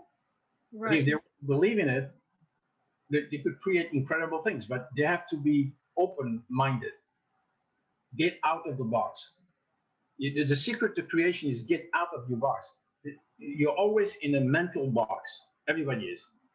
That box can change dimension, but what the one is looking for you is to get out of the box. And that's when new worlds open to you. And as they Right. open to you, you can bring others to them too. So you have to start thinking outside of the box. And we all have to do this. So whenever we see a box, instead of saying, oh, it's very, very comfortable, I like this house, my yacht is doing well, or whatever, my system of beliefs is fantastic, and all I have to do is invoke certain name, and everything will be gifted to me. All I have to do is meditate so much, or all I have to do is pray 5 times a day, whatever the system is. No, don't do that. Just get outside of the box, because you are the savior of your creation, and your creation is your environment here. This is your creation, and it's not about you going to work more. Of course, you have to act. First the thought comes, and then comes the action. But the power of your thought, you don't realize the power of your thought. You don't realize when you go into a room, and then you have this fear. Like Jesus said, a divided house cannot stand. Of course, and it will not stand. So if you go into a business and you meet people, and you already are in a defensive mood, which means that you show fear, which is one hair away from violence. If something goes and opposes you cannot operate and create anything solid, because you're still stuck into your mental, prison. Right. Unable to start. I remember once my son told me something which is very profound. He said, every single time I meet somebody else, I don't think about myself. I've learned one thing, because he went through a lot in his life. He said, I immediately go into that person, look at me from their perspective. I try to understand them. This is an enormous power that we should all apply. And as I stay them, and I'm talking, but in my mind, I'm inside their eyes looking at me. I'm trying to see how they see me. But with their perspective, I start understanding them, because they're really me. Right. Not in a theoretical way, in a reality way. They're me with a different ego, with a different perspective. So as I understand their perspective, I'm not afraid anymore. And then we become friends. I mean, I can tell you, the last time I was in Jerusalem, I do a lot of work in Jerusalem. It was in July of 2019, before COVID started. So I went up to the Temple Mount, and I've been doing this for, at that point, it was 20-something years. So it's your kind of pilgrimage every year. Yeah, because there's a reason there for that. Okay. There's a special portal. You have to keep that portal operative and non-operative. There are things that can go through it, and other things that should never go through it. So I went there, and I almost got lynched by not the Israeli police, but the Palestinian police, because I took my shoes off. Okay, just an example. I took my shoes off, and they became extremely. I don't know. There was something in the air. Personally, I think that it was set up to test my fear. Right. So they came to me. They tried to hit me, and I said, not on holy ground. And then they were saying, okay, let's fight outside. I said, I'm not fighting outside. This is holy ground. I said, why don't you let me? Every year I come here, I take my shoes off. I was told by the one, take your shoes off. Right. Because you have to connect. I'm sending energy to you, and then they have to go into the ground, and vice versa. You become a conduct. So I went. I'm sorry. And they were like literally close to lynching. I mean, I could see in their eyes. Most people would have been panicking, they were screaming, and so I went inside of myself, put myself around. I was out of myself, basically. Let my ego go, and so the guy, shook me or almost punched me. I didn't care, and then I started thinking that I love them. But it's not just like you said that. Did it in the same way I do it to a German Shepherd that I see in the street, Yeah. attacking me. I've done this many times. I've done this to tigers, lions, whatever. If you have no fear, I mean zero fear, and then you love them as who they are, even though they're not humans, they say they're shepherds or to be a lion. The animal, and I've done this so many times. The animal comes down because they read you, mind. They're part of you, really. Yeah. Because Yeah. whomever you think is outside is really inside of you, not your body, but your world. So they're part of you. Because that world is protected from you, so it's part of you. Right. This world wouldn't even exist if it wasn't for you. Yeah, not the universe, but your bubble of reality. Yeah. I Because get all you. the bubbles connect. The bubbles of reality connect. They intersect. That's your world. It keeps on changing. So as the animals do that, they come down and then they caress you and they love you. It's immediate. So I did the same thing there. Within 5 minutes, I was the best friend. The whole place. They told me even though you're not allowed to go in the mosque, because there's a mosque there, let me go and take pictures for you. I've never had anything like this. So they went inside, they took pictures.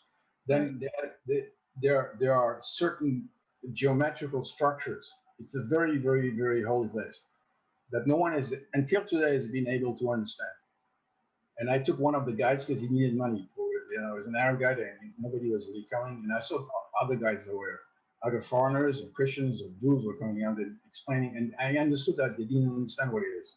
So I said, listen, Musa, like Moses. I said, Musa, come here. I'm going to do something. With this, your life is assured. And I explained to him what the meaning of this geometrical figures and how they connected to the building around it, the columns and so forth, and what they meant. And he went, oh my God. He said, I've never heard somebody as spiritual as you. And I said, okay, we'll be best friends. The next day, I had to leave the next day. So the next day morning, I show up like at 7:30, they open me up. And I'm there with my sneakers again. I go up. And as I'm walking, and the sun is rising, which is gorgeous because you have this golden sun. It looks like everything becomes gold. So I'm walking on the esplanade, and suddenly I feel like my shoes are like glued to the floor and they're flopping. So I look, both my soles had disconnected from the shoe. I was walking naked. So it's the one saying, if I tell you, take off your shoes, take off your shoes. Right. And so because you didn't, they did it for you. Right. So let's talk about this communication to the one. When did it start and how did you develop it?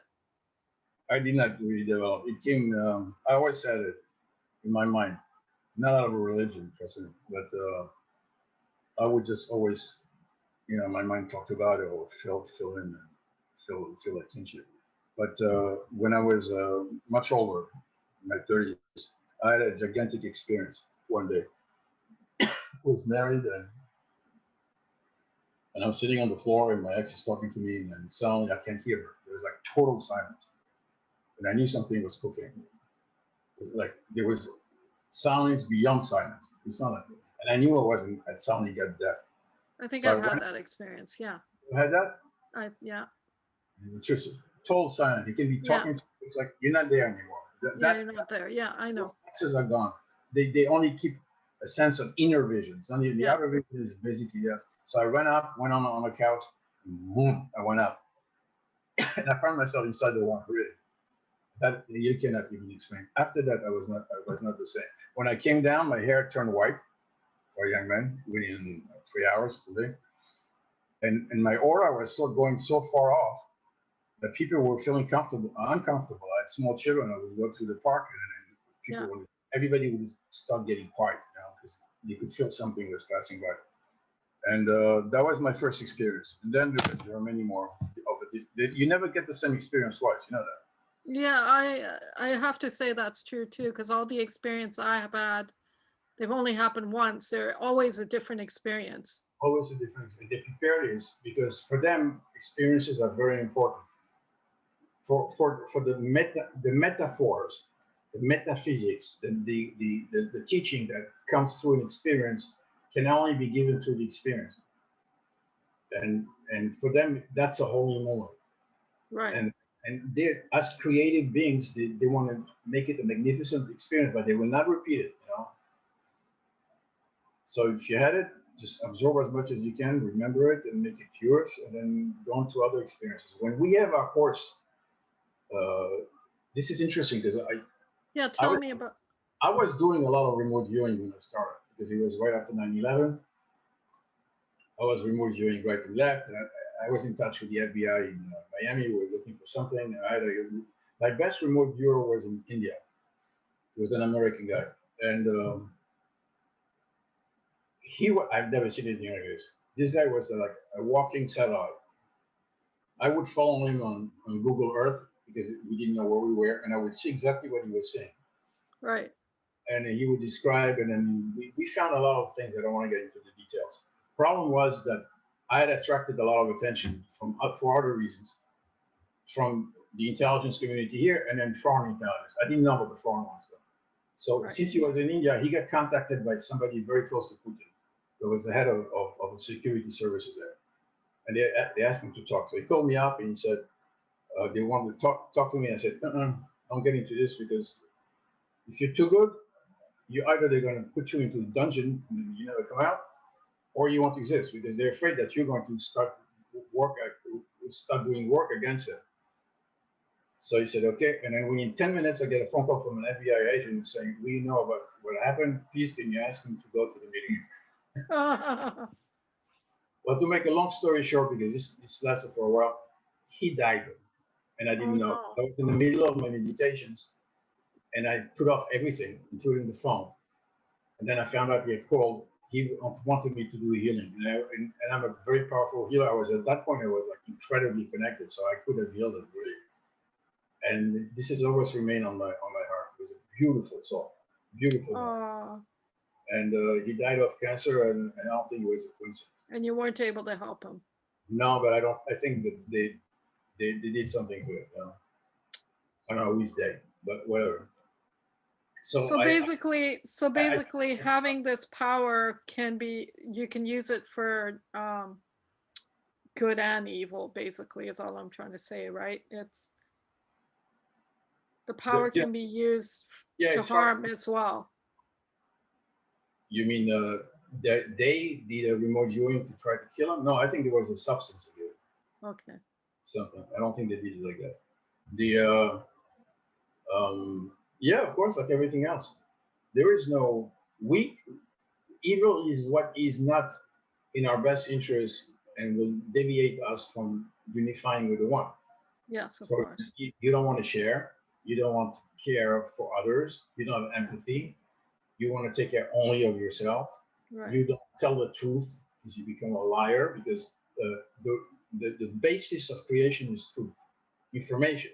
And if you start distorting truth, you're a part of the anti-force which creates the separation. That anti-force is right now extremely powerful because it knows it's done. Right. As a force. I'm not saying that it will die, but it won't have much to do because at this level, so it's fighting for its last breath to be able to separate again so that, you know, God forbid should the one reunite the creation and his children become a family again. So when you're in fear, you might exercise some of these, let's call them evil acts. Yeah, because usually when you exercise any of these acts, whether it's lying or hurting someone or whatever it is, it's because you feel there's some kind of threat towards yourself. Right. And so in that moment, instead of doing that, you would turn it around to put your consciousness on the other side, and that would change your reality. Yes, you should do that. They say if somebody comes to aggress you, I mean, I'm talking for myself. I cannot experience what other people experience. I understand. Yeah. I would ask them, quiet your mind, take a deep breath, you know, get out of the situation. Do it at least for 5 minutes, you know, until you're getting all worked up, and then bringing the energy of fear, because that's really fear. Somebody is provoking you, you're afraid, and by being afraid, you get the red energy, which is the energy of anger coming in, and then before you know it, you're angry, and then you might flip into violence. You are the lowest chakra possible. You're not connecting to the highest, and then you're using that energy just to go, you know. And most of the time, the so-called threat is an illusionary threat. It's Right. not even real. It's in your mind. It's a threat. Those people are a threat. This system is a threat. I've heard that the system is a threat. He's not agreeing with what I said, therefore I should destroy him. This is what's happening lately. It's really serious. And then the messages that I got, I know, did you read the last message from the one? He's really disturbed from that because he's been trying through messages. Usually the one operates in two ways. Read all the Bible.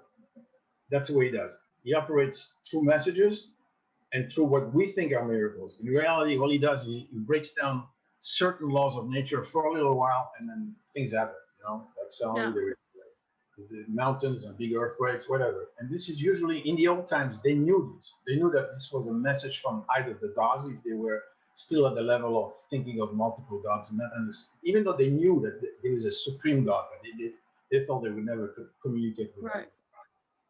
and so they thought the gods were angry, and they were trying to understand why they're angry. And usually they would understand, okay, it's because the way we behave. And then they would go into repentance. The whole, you know, if you read all the old stories with the Romans, the Greeks, and then the Bible, that's all it is. So, but now you do this, and they go, it must be whatever illusionary or maybe real to some extent, never to the full extent. Machine has done this. It's the New World Order or whatever. You know, so he has no way of doing pressure on them. He's not going to give them more power, because if he gives them more power, they're going to destroy the world on their own. Right. He wants them to save their world. He wants them to bridge it. The whole idea when you have separation in the world is to create bridges. All the bridges that you can across humans, between man and nature, across all the civilizations, across all the religions, across the people who don't believe in religion and the people that believe in religion. Embrace them. It's fine. You know, there's no need to get afraid or be angry at that. Yes, of course. Create bridges, and then it will change.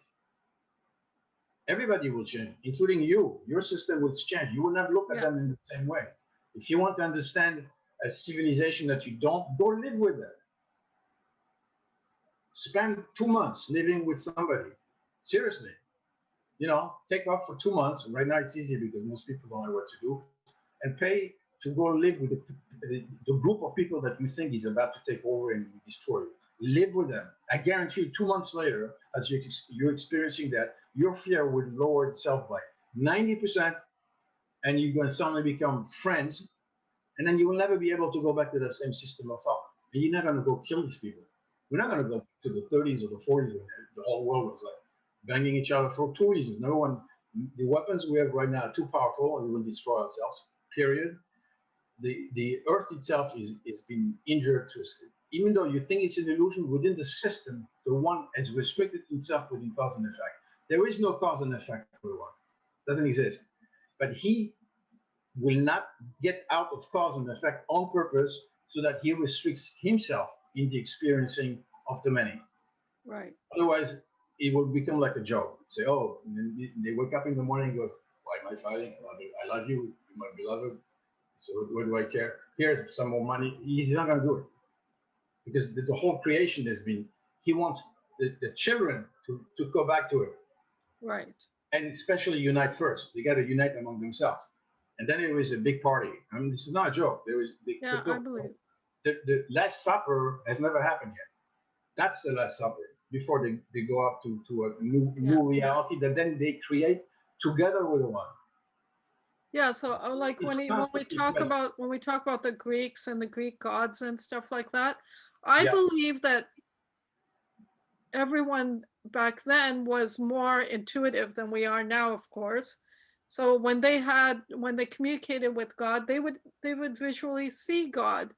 And because everyone had their own experiences of what God was, now it appeared to the many as though there was many gods, but it was really just the one God you with know, different, manifesting in various ways to the right, various, tentacles, different facets. exactly, One has to take care of the underworld, one has to take care of this, one is right. less of love, the other one is like a strong, powerful figure. It's him. It's just all the Yeah, characters that he needs in creation that appear as different facets. Yes. absolutely. So, But the problem, the main problem is the two forces, and they need to exist. There are only two forces. One is love, which is building bridges, and the other one is fear, which means separating. And in order to create fear, you need to create systems that allow for separation. You need to create different colors, different cultural background, different religions, even though they're all related. They all say, oh, we all believe in one God, but my God is smarter than your God, and I will kill you because my God is not your God. You don't have the real truth. So he has to create that or allow the creation of it because that's how people will separate. But after he's done this enough, he goes, okay, that's time because I'm getting like, I'm worn out. I want to go back and do something much nicer. Because you have had the experience, and I, through you, I've experienced this. I forced myself to focus on this creation and learn through you what separation, the damage that creation will do upon my being and upon your being. And I want you to be happy. I want you to have beautiful families, a beautiful nature, and then not be sick and tense, yeah, Everything we're doing right now is the end of a stage. That's over. It doesn't matter. Hopefully, we will be able to turn around and see God face to face, like Moses saw. yeah, We should, that's the whole idea. When yes, you have this picture, when he extends his finger, yeah, you will always meet God halfway. Whatever you are, if you're very low, he's gonna meet you. If you yeah. The start, one with Adam and God. Yeah, yeah, right. Adam being us. So yeah, we have to look at each other face to face, and as we connect, really connect. There's a connection then on me. The world changes like you will not believe it. I told you I experienced it in one day, but I was, that was me alone. I want the whole all my family. I want them all to experience that. yeah. I've had my share of metaphysical experiences too, and still continue to. And I would, they're my best experiences in my life. There's nothing like them, of course, right? Nothing. No, I And will win the lottery tomorrow. Nothing. This yeah, is this priceless. yeah, exactly, exactly. And the the communication that's building or growing or whatever it is, that relationship is just, it's like you say, priceless. And it's and it's never ending. Like, it's always developing. It's not something that's going to go away, and it's not something that ever feels um t- temporary. Do you know what I mean? Yeah, you Whereas touch. when you're in a relationship with another person, you may have that feeling of temporary, but you don't have this with this. It's No, no, because first of all, it's totally transformative, and then it's just one step of the ladder. right. Now you know how we climb the ladder. We do. Yeah. Some people do two steps up and one step down. We always have a step down again. Some people do one step up and three steps down, so that they wonder, hey, how come I'm going lower? You have to be committed to this, but it's not a hard commitment. It's let go. Don't go against the current of love and truth. There's two things, you know. Right. And in my first message that I received from the one, he said, "I'm truth." He was explain. It's on the website, 1991. He Yes. explained exactly the whole process that we're undergoing as a creation, and he was saying, "My name is truth. I want people to know my truth. I want to reveal who I am to them so they understand me and don't make up stories about me because the stories are not me. I want them Right. to feel me. I want them to be totally experiencing me so that they found their family. They found their source, and I will feel them in me. So there's nothing that could make me more joyful than this.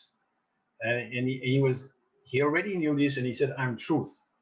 And in the word on Hebrew for truth is not the famous and then met means death. So it's three letters. M means mother. The is mother, by the way.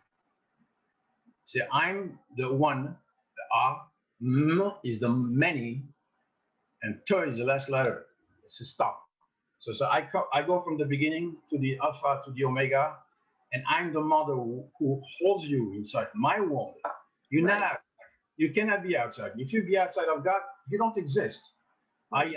I'm not spreading myself outside of me. You are me, but I'm fractalizing myself inside I hear as you. a Yeah. fractal inside of me. I can go as far as I want, as long as you can function. But right now, you're not functioning here anymore.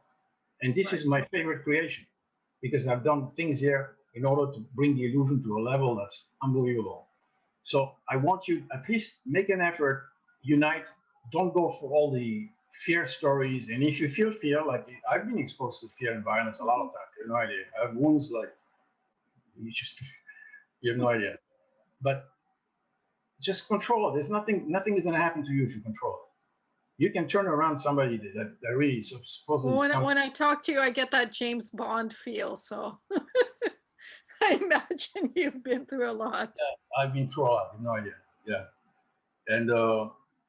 And but what I've learned through this is that it's not that you fight fear. It's that you don't experience it. You don't accept it. You just go into a loving relationship. You don't have to say anything. It's in your heart. And do not love one more than the other. Just have this unconditional love first. And then, Yes. of course, if you're closer to somebody, then you have more connections and more. Now, that's something else. I'm talking about love. Just have love in your heart because we are all here. We are one. We're not many. Yes. Yes. That the one is always saying, "I'm the one who created the many." That's how he says it. Because the words come out of me. It's not me. I'm gone. And from the beginning, he said, "I'm the one who created the many." That is but one, not R. There's no R. The many still is. It's still one. Yes. It's Yes. the being. The being. You're inside me. It's like you're fractalizing inside my enormous. Yeah. Even like in the Quran, it said, God said, God said be, and it is, right? Exactly. Yeah. But what's saying, and in Hebrew, when you said Ammar. It starts with the the vibration of That's the first vibration in creation. Right. He went from the one, the A, to the Ma, to the many. That's when things start happening. That's the Big Bang. Right. And he said, "Let it be light," whatever. And then at that point, everything is created. Yeah. So that's the reason the course is here, because the course is. Let's face it, okay. Now 2021, people don't need to go remote view. Like they can do it. I can train them for remote viewing easily. But it's not. I want them to know about the future, like I know, Yeah. and it's almost disturbing because I always I don't get any surprises anymore. Right. I'm like, I'm Yeah. only expecting this. You know gonna what you know what you're experiencing now. right, but they can get to that. It's helpful in life when you meet people. You want to start a business. You want to get involved with in a relationship. You're gonna know immediately if that relationship 5 years down the road is gonna work or Right. not. Not because right now it looks good. You're going to see through it, and you ask. Asking is going to be given not only as food or material things. The information gets to you. You get it, and you're not getting it from you because it's coming something that to you may not make sense at that point. Right. So tell us now about your courses. What courses are there? What are their purposes?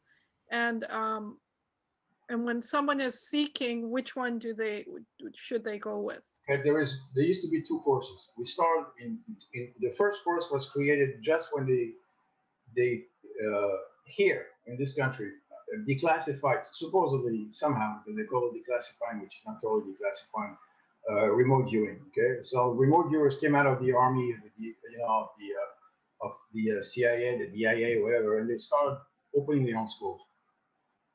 So I came out, but my approach was immediately different. First of all, it was not the US approach. It was not so focused on remote viewing. I knew I can do it easily, but I didn't want to do it. That was not what I was interested. I wanted people to experience already to start going within. So they would start with alpha, which calms you down and allows you to function all day long. You can be in alpha, which is like 10. There is a portal there. The number 10 is a portal. So you can heal You can know things also. It's not as deep as the other. And then I told him, listen, most of the information, the deep information, the correct information is at the border of sleep. And that's the Greek letter theta. If you look at the letter theta, you have an oval with the separation in the middle. You are the separation. One is the outside world, one is your inner world. If you're able to function at the level of deep theta all day long with awareness, because you go through this every single night as you fall asleep. You go from beta, alpha, theta, then you have the hypnagogic. You're going through this. You have suddenly a whole bunch of imagery, then boom, into delta, you're asleep.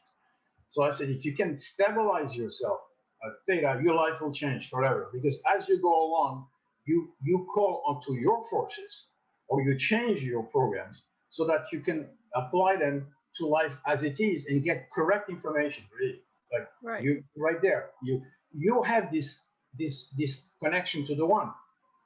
You have that connection. Use it. It's like it's on your. You have a radio, and then I tell you this particular channel is the one. The others are different people. They're talking the old parts of the one, but they have their own opinion, and then they're already modulated and distorted. But this is the one. Would you use it? Yeah, you would use it. This is it. So I'm asking, go to the deep theta level, and then start healing from there. Start connecting from there. Start doing. And most people, when even at that level, when we started teaching theta from the first course, people were having like tons and tons of spiritual experiences. I never told them they would have that. They would come and say, I saw the light. A guy broke his arm. He was working in construction. He went into a very deep state. He healed himself. They were going to do surgery when his arm was out of the socket. By the way, this happened to my son, so I do believe him. The guy, because I had the same thing with my son. The arm was out of the socket. They had to do a reduction. He was being wheeled to surgery. He said, no. You waited. It's on my website. He waited like half an hour, and they came back, and he was gone. And then they did an X-ray. The guys were like, thought that they had lost their mind, the doctors. Your power is unbelievable because you're already touching the power of the one, of the subconscious. And then the next course was remote influencing, where I start explaining the mechanism of creation, and I put you in what we used to be before deep sleep, the level of delta. Delta is a door. That's what it means. It's a doorway. It's a portal. And believe it or not, you can go up to 1 CPS. The brain can function like barely there. Suspended animation. The yogis do that. The yogis sleep. But it takes 20 years, 30 years of training. We were managing to do this in a couple of weeks. And people were experiencing that. That guys who were at EEG machines, they would connect themselves with an EEG, and they would, as a matter of fact, I think they were traders or something. They were traders. The feedback is there. And they would test themselves. They were at one, with their eyes open, they were at one, and they didn't stop making money because they were manifesting. At that level, you really manifest. Because you get the power of the one. You're right there. And then, believe it or not, there is more. You can go beyond that. Thinking beyond the delta state? Of course, I've done it, but I'm not going to tell people because it's too dangerous. I don't want them to focus on that. That's the portal. You're opening to the gigantic mind. Yes. Like I've done it before so just want to talk a little bit about myself. So I've had numerous experiences too. And it got to the point where, I don't know, I was just practicing, experiencing or feeling the different letters A to Z, then the different numbers 1 to 10. And I was able to experience them differently as different entities and recognize the difference. I also was able to, transverse from alpha to beta to theta to delta, even delta, but it's temporary. It's not, I can't seem to sustain it. Yeah, because it's hard to think on your own. Right, I start to think. Right, in other words, because you are in the gigantic mind, and the gigantic mind is not thinking of what job should you choose, really. So you're going down with a thought, and you focus before it, and you go down into delta, and you go, I get the answer, and then suddenly you have no idea where you're doing that, and then you're quiet too. That's the level where you should really be quiet. And after a while, it takes a while. When you're used to being at that level, you can do anything. I've done healings on people. I don't want to talk. I have a friend of mine who is still in the army right now. He's one of my best healers.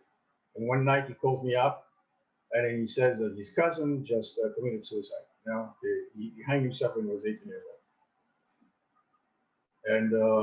And they took him to the hospital, and they said that he's a vegetable. Or they're going to take the machine off the next morning. So I went up, he went up, and I saw him healthy, and I got, he'll be okay. It'll take a day and a half, and perfect. So the next morning, they're about to take the machine, and they look, and then he's like reviving there. So they kept him. A day and a half later, they had done already an MRI or a CAT scan, and they saw damage everywhere. A day and a half later, they do the MRI again, normal brain. And then he like, for stupidities, you know, he had a girlfriend that left him something, you know, when a lot of teenagers. Right. And then he's fine. Everything healed. So what's the difference between RV and RI? Well, ultimately, okay, you remote view what you really want to influence, okay? But I'm not going to say that. Okay, so that's if you're really powerful. So there is not that much different. But as far as the way you do this, it's totally different, yes, because you go much deeper for RI. Okay. You will not. It's almost impossible to do remote viewing from a Delta, unless you have a monitor, but it's hard to stay in it. And I wouldn't advise it. You don't even need that. You have to have your critical factor to sense, you know, the information, and if it fits what you want, and then so forth. On that level, you're too deep inside the collective unconscious already. So like, for example, But that people ask me, how are we connected? You know, is it like waves in the air? I said, first of all, there is no air. It's an illusion. right. There is no space. There is no time. It doesn't exist. Yeah. As a matter of fact, there is no movement. Yeah. When you're walking in the street, you think you're walking, right? In your mind, you're walking. Yeah. The whole scenery. It's like being inside a 3D game on a computer, but you're inside. Right. So everything is moving, and you think you're moving. It's fine, you know, and it feels like you're moving. You can get dizzy, and you can get hurt, and you can put your foot. But it's not real. It's just a movie, you know. So when you're operating from this level, you have to. It's just a change of perception, right? Because you can shift your perception, and then you can, instead of you being the mover, you become the stationary, and everything around you moves, right? Yeah, I teach that. I'm going to stop teaching that. I tell people. I just gave an example to somebody who needs that badly. I said, walk around. Imagine that your focus, everything is in your head. In fact, it's a point of reference. This is where your sensory focus is. You don't realize that the world around you is you too, but right now your sensory apparatus that's getting information, and that information is not through really vision like you think a vision is. There is a whole ocean of particles that are vibrating and sending information, wave of information to your retina that goes decoded into electrical signals, and then you see, you know, it's created in the back of your head. Who's giving an image? When you see the sun is not over there; it's inside of your head. It's being recreated. Otherwise, would you need that? Just see, you know, because you cannot see unless you have that part of the brain decoding an electrical signal in total darkness and making it look like it's the sun. Right. This whole environment is created for you, but it follows rules that are extremely precise, and it fractals itself also because it's part of the one. So the rules are fractalized, and then they reproduce from the macro to the micro. You find very similar rules. Okay, they changed a little bit, but they're there. You have universes within the micro, and then you see the same universes within the macro. But as you're doing this and you're going within, you shift, and then you start to learn how to shift constantly between all the points of your awareness.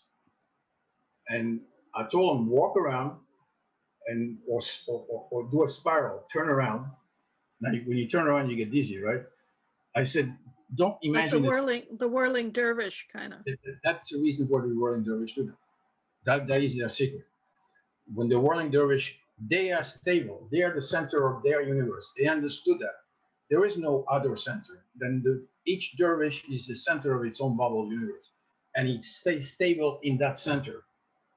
So the environment is made as a movie to change around them, and they change their perception where they see the world is turning, but they don't. They're like Right. totally, do you understand? At some point you can do this. Yeah. To try. And this is a very important training so that you always focus, let's say, on not on yourself, on who you are. You're just a point of awareness for the one. You go nowhere. You have never, from the moment you were supposedly on the other side to here, you have gone nowhere. Just the mechanism of awareness has changed. So, Okay. and then if you can operate like this, you get more control on the environment because if you feel you're the center of your universe, then go ahead and create because the outside is really you. Right. Not projected from you as a senses because you're decoding the outside as being outside, projected from your big you, from your the soul level, it's projecting all this for you. So then in the course they'll go through, like, here's an example of something I've experienced. I was driving and I was in a traffic light, so it was at a red light at this time. And all of a sudden I hear the words, the light changes. Okay, so the light changes from red to green, and then I hear the words change lanes. And I'm like looking around me, like, what is that, right? And I hear it again louder, change lanes.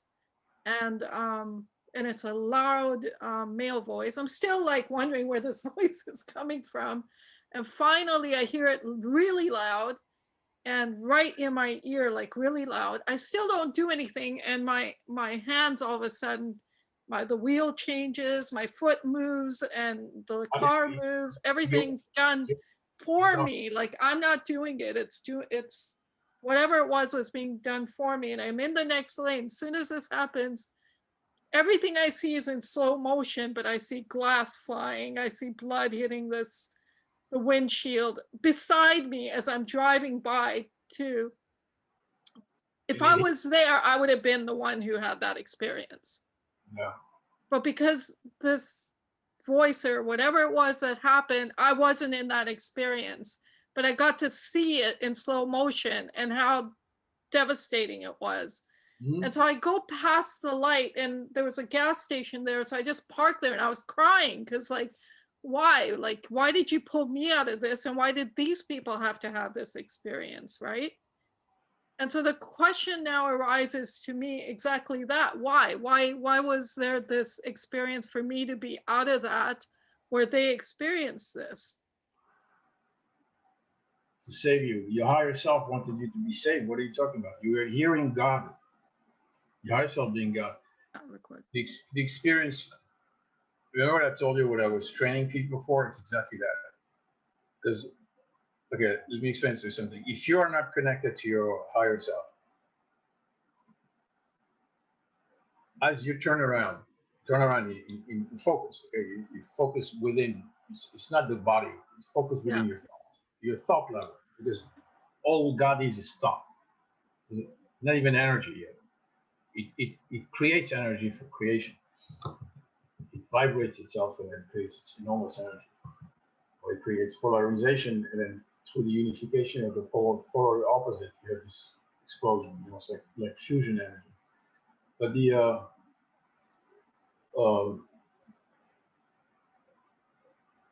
through this connection, when you start connecting, this is just the language that the Bible uses in the New Testament and in the Old Testament. They say that you become alive. And there's a whole story of the dead becoming alive. It's not going to be the night of the living dead walking around. Yes. That's totally ridiculous. No humans can do that. He said the fact is when you are alive, so you have a connection and you interact with somebody, not just like hi bye, they interact for a couple of days. Your light goes into that connection goes into that. And then they can then at that point make the decision, if they make the decision to keep that light or just to let it go, in which case they go back down to being just connected to the level of the matrix as a projection, but facing outward towards the 3D reality. They're not facing their soul. Right. Okay. For them to be alive, they have to turn around and look at their soul. And this is like lovemaking. You're facing each other, and only humans do that, by the way. So everybody's talking about their twin soul. Like I want to find my Yeah. twin soul is soul. This is who it is. It's just yourself. It's your best Yourself, opposite gender self, right? Like the one that cares the most about you. And all the twin soul is looking for you is for you to turn around and make love, not physically, but make love in an unconditional love towards it, and then he will give you back. And at that point, you'll be like the animal they know in advance when there is danger. Right. They run away from it. Nobody understands how they do that. How do they know that you're about to come home half an hour before you come home? How do they know you're going to die and start howling before you do? How do they know to go out when they had the Phuket tsunami, and then all the animals, they went up the mountain, including the snakes, and they knew exactly where to stop. And then the ocean went up, it stopped right there. How do they know that? Because they connected to the higher self. The higher self being nature. Right. It's one. Right. Nature is one, really. So we don't have that yet. So there's something we have to develop. And at that point, it will save your life. So when I was training the special ops forces, and by the way, from what I understand, the SEALs in the US are using some kind of training like this. It's used. Right. Okay. They use that for their soldiers or special ops or intel operatives, so that they're going into a situation where people are waiting for them, and there's going to be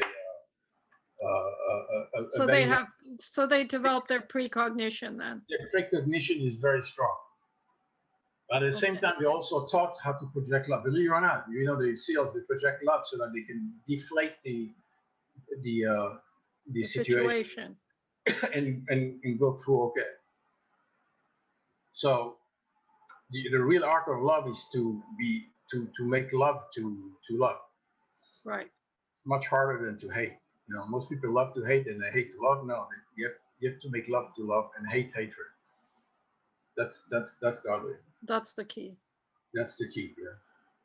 So what you're when I meditate, my physical body vibrates.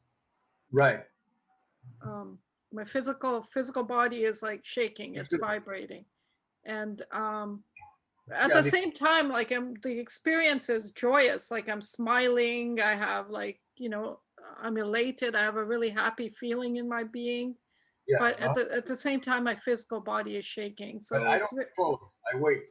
I've learned to be calm, and I could be, and then suddenly, it's like a UFO. I feel like I'm climbing up, and I can literally feel I'm climbing up, and then it stops in the stationary point. And I wait, another level. Yeah, that's how you go up. But you're not really doing it. It's orchestrated by the higher realm. Right.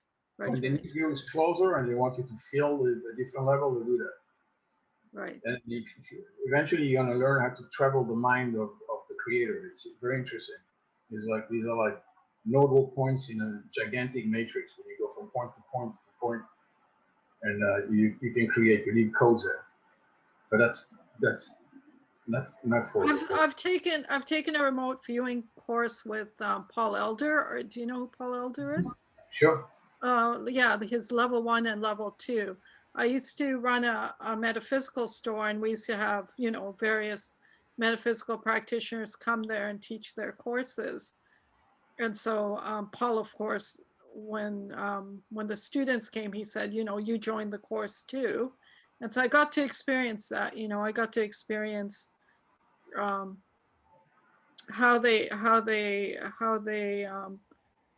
a target is created, and how important your signature is to the whole thing and all that. But to me, it felt like the ritual wasn't necessary. No, I don't use a ritual. Exactly. I was saying that. It felt like the ritual wasn't necessary, and that it was almost a obstacle in the process. Right, because you become, even though you say you're going to have an AOL, you don't want to have an AOL, but you become an analytical by just doing the ritual. Right. So this idea of that he explained to me was you have to engage the left and the right brain for this to work. But do you? Because do animals, the animals don't even have that intellectual brain. yet they're even better at this process than we are. So they're not engaging their left and right brain, or so to speak. Do you know what I'm trying to say or ask? Yeah, sure. Well, I know that I mean, if you want to, at some point when you vibrate, that it happens, it's not easy. When you've done an experience for many days and you're vibrating, you feel like the two parts merge into each other. They form like a vesica piscis. They're like, Right. but there's really pressure on it. It's not easy. Yeah. It's like physically there. Yeah. It's physical. There's a physical. Yeah. Like they're like going into each other, and then you go into a totally different level. Well, I tend to break myself out of it because it gets too intense. Exactly. And I made the mistake many times not to break because I thought I was like Superman incarnated. And, you know, there'd be like physical consequences because I was going too far, Right. you know, but Oh. I could do it. But that was when I was also younger. But yeah, now I still do it. I just had an experience now when I gave a message the 31st of December, but the one came through and said what will happen next year in general. And that's why it happened. I went up, and boom, the two sides merged, and then I started talking. So, what about when it comes to meditation? Like, there's different types of meditation, right? There's silent meditation where you meditate on a word, or there's toning, and there's walking meditation, all kinds of meditations out there. What does it matter? Which kind of meditation do you do to silent your mind, or is there a better way, or do you even need to do that? I mean, people meditate. Do you meditate every day? Do you meditate? Usually in the morning, yeah. In the morning. So a good hour of meditation every morning? I said 30 minutes, 40 minutes, yeah. Right. Yeah. So it's an important part of this. There's no getting around that then. It's not a question. It's a question of hygiene. You should really do it twice. Before you go to sleep, meditate on the day, and then do a cleansing. Right. Do a ritual within. You cleanse it, and you see all the tension and all the stuff, and then prepare your next day. And when you get up in the morning, prepare it again, and as you go through the day, and then put some principles of what you want to be joyful, no matter what happens. And you know, if you see tragedy around you, you know things are going to pass, and everything will be fine. Right. And whatever you need to do at that point. So I really, but you don't have to be totally in total silence. I mean, I can walk. Something when I walk, I enjoy very much because I connect to trees. I don't hug them because they will shoot you here. So I talk to them. They don't realize it. Right. But I do speak to the trees, and I get incredible. And they have every tree has a different personality. It's unbelievable. Right. I can tell. So you're really living your life with nature then. And not as much as I would like to, because there isn't that much nature left anymore in Florida. But yeah, I do. I miss nature a lot. Definitely, I have to admit that the place in the world that I felt nature like never before is Africa. It's like it was the energy of nature, but that's many years ago. It was so powerful. I was totally in the high. So there's people who have experiences in nature with fairies and things like that. Then there's people who have experiences of UFOs and Yeah, otherworldly beings. And then there's people who have experiences of angels and angels talking to them, and then they call themselves mediums and this genre of reality. So what creates these realities for people? Why would somebody be able to communicate with a fairy while another a UFO or an alien being, while another an angel? Is it simply yourself, your own consciousness communicating with yourself in whatever form that's appropriate for you?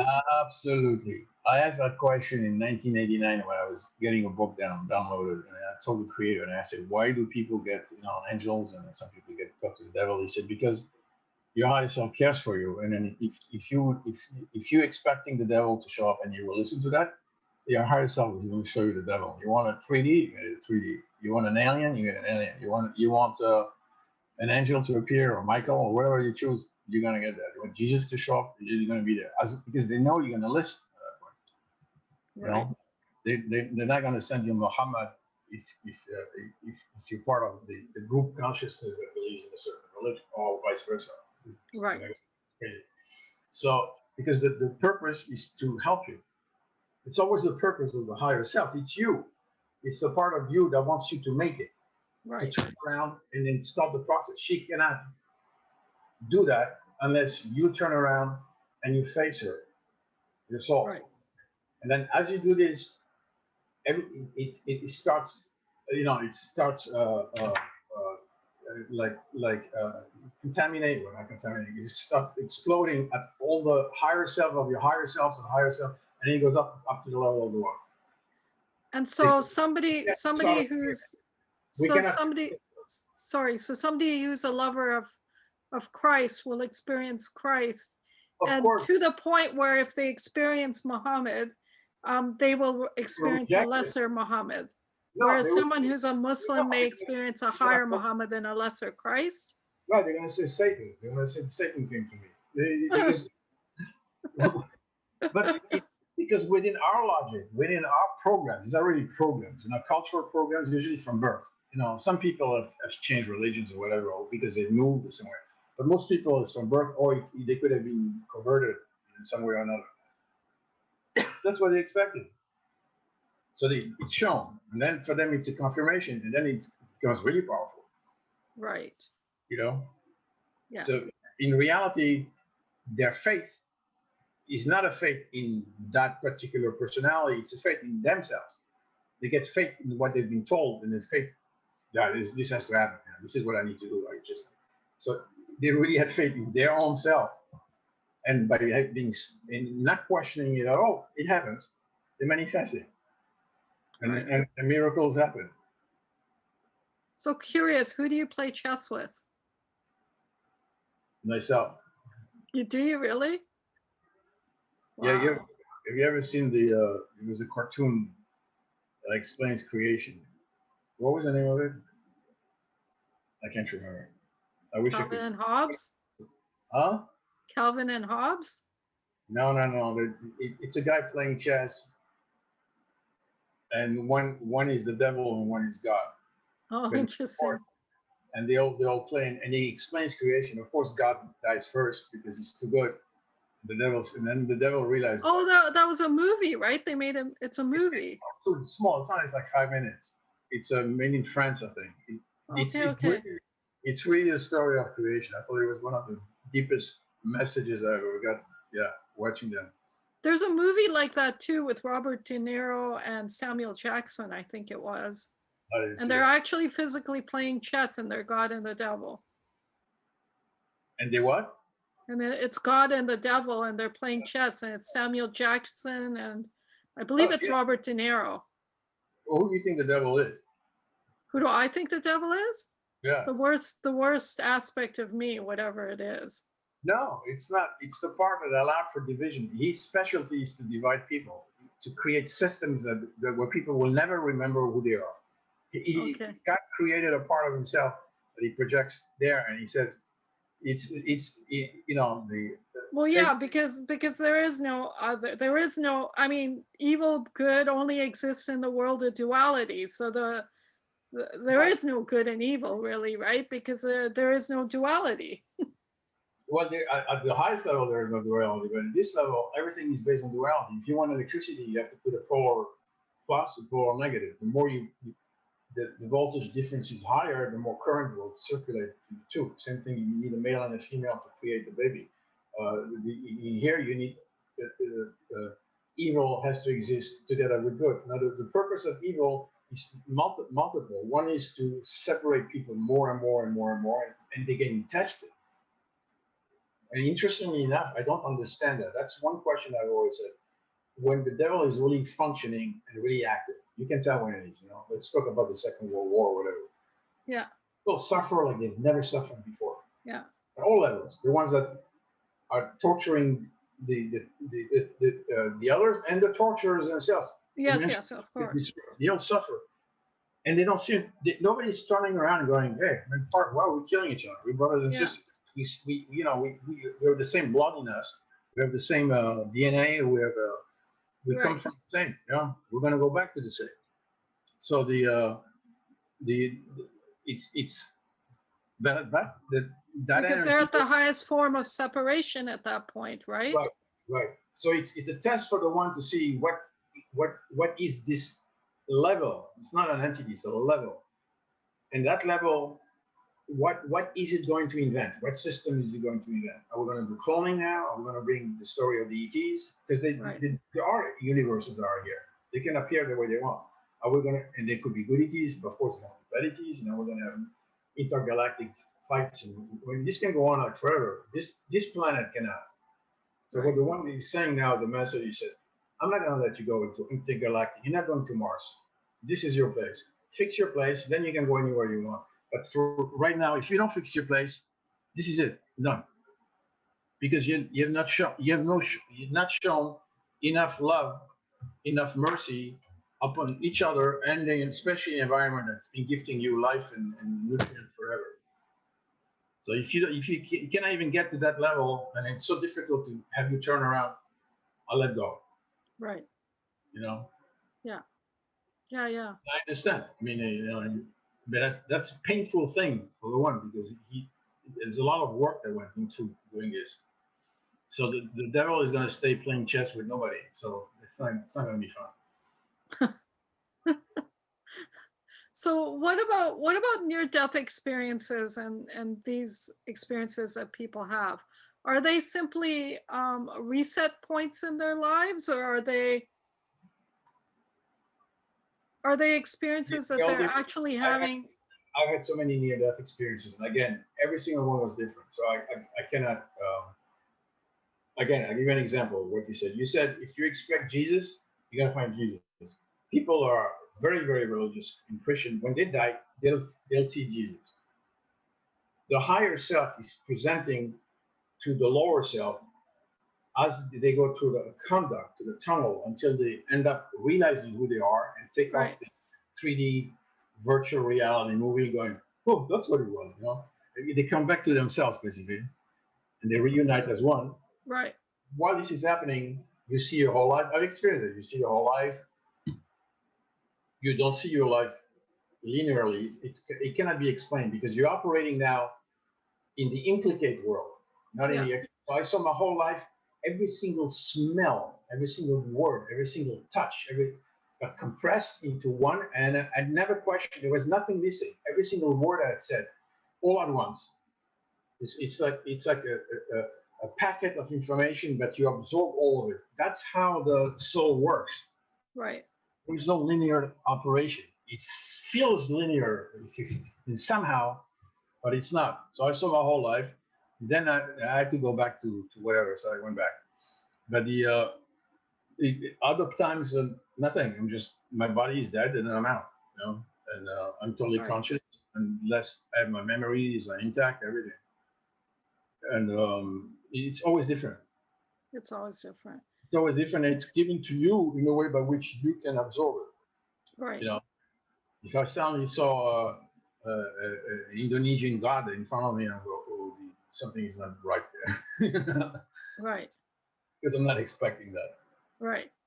But then God has a sense of humor. Well, what does that mean? What does that mean when, like, oftentimes I wonder because you have spiritual experiences, and then sometimes there'll be this red herring in your spiritual experience, like something, you know what I mean by red herring? Like something you don't expect, right? Something that, what is this? I've never thought about this. I don't even know this thing exists. What is this? All the time. Everybody's asking me the same questions. I'm so high, and suddenly this disgusting image comes to me, I'm like in the holy place or whatever, I've had worse than that. If you're asking me what it is, I think it's the ultimate test because God is testing himself. He wants to see if you can laugh at fear or images that you connected and realizing the game is over. You have control over it. So if you go, okay, you're done because I want to continue, then it's okay. Yeah. But if you go, oh my God, and then you start feeling guilt, there is nothing worse than feeling guilt. You cannot stay in front of God feeling guilt.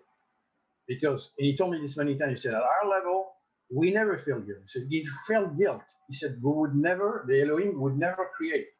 He said, because you have no idea what we have gone through already in eternity, creations that have gone bad. And if we felt shame and guilt, we couldn't create.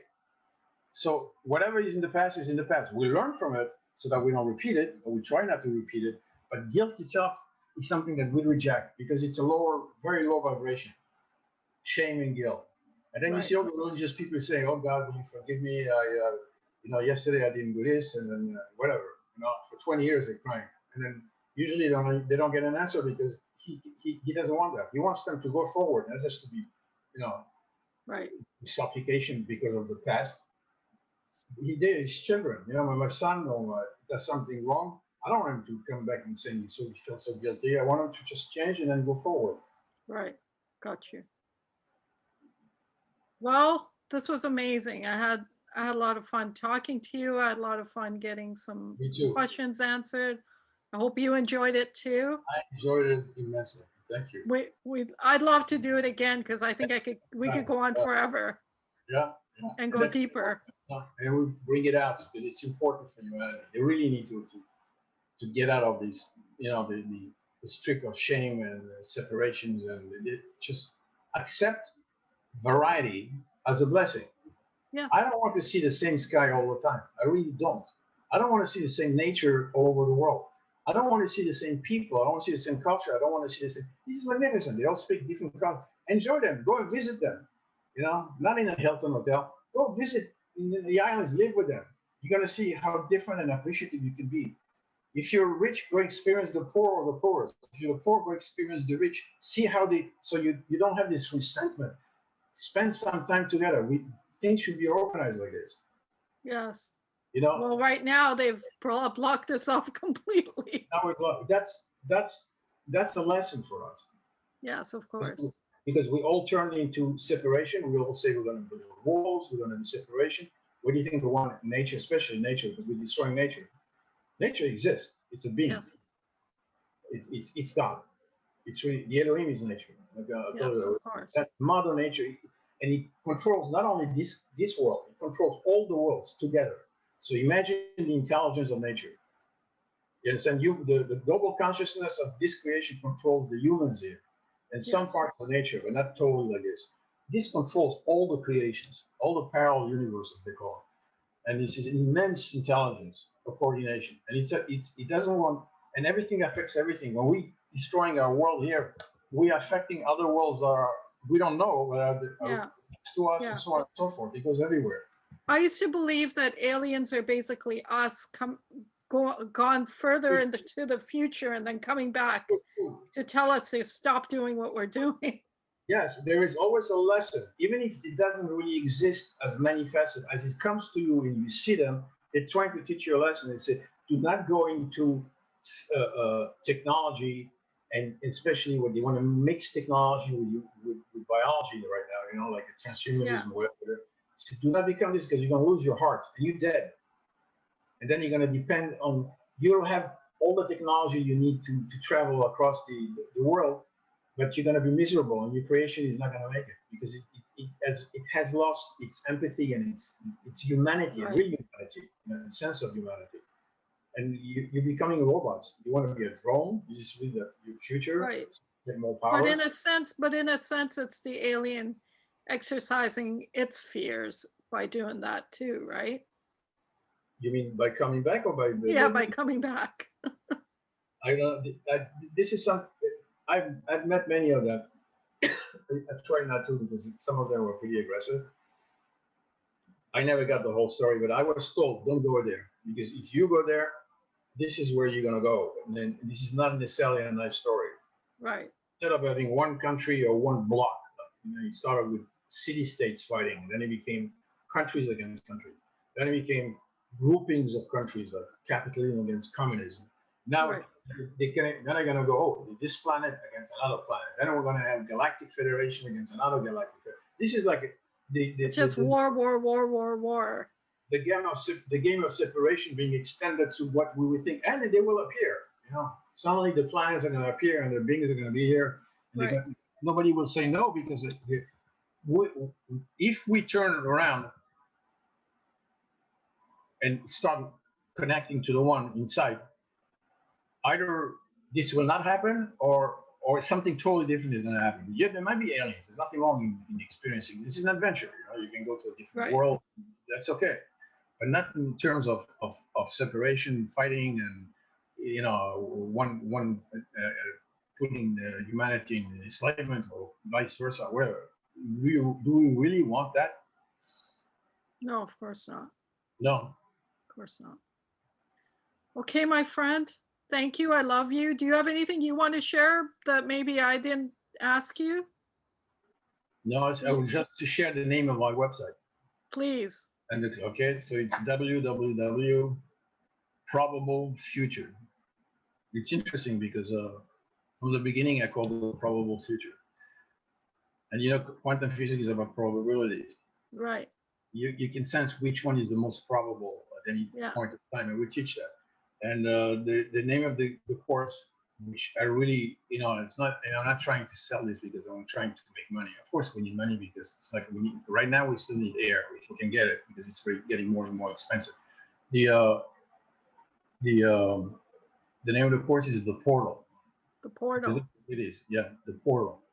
Wow, I'll have to join you in that course. Read the feedback, because it's really interesting. There's a lot to learn just from reading the feedback. I will. Thank you so much. I really, really loved talking to you. Love talking to you. Thank Okay, you. much love. Thank you. Okay, bye-bye.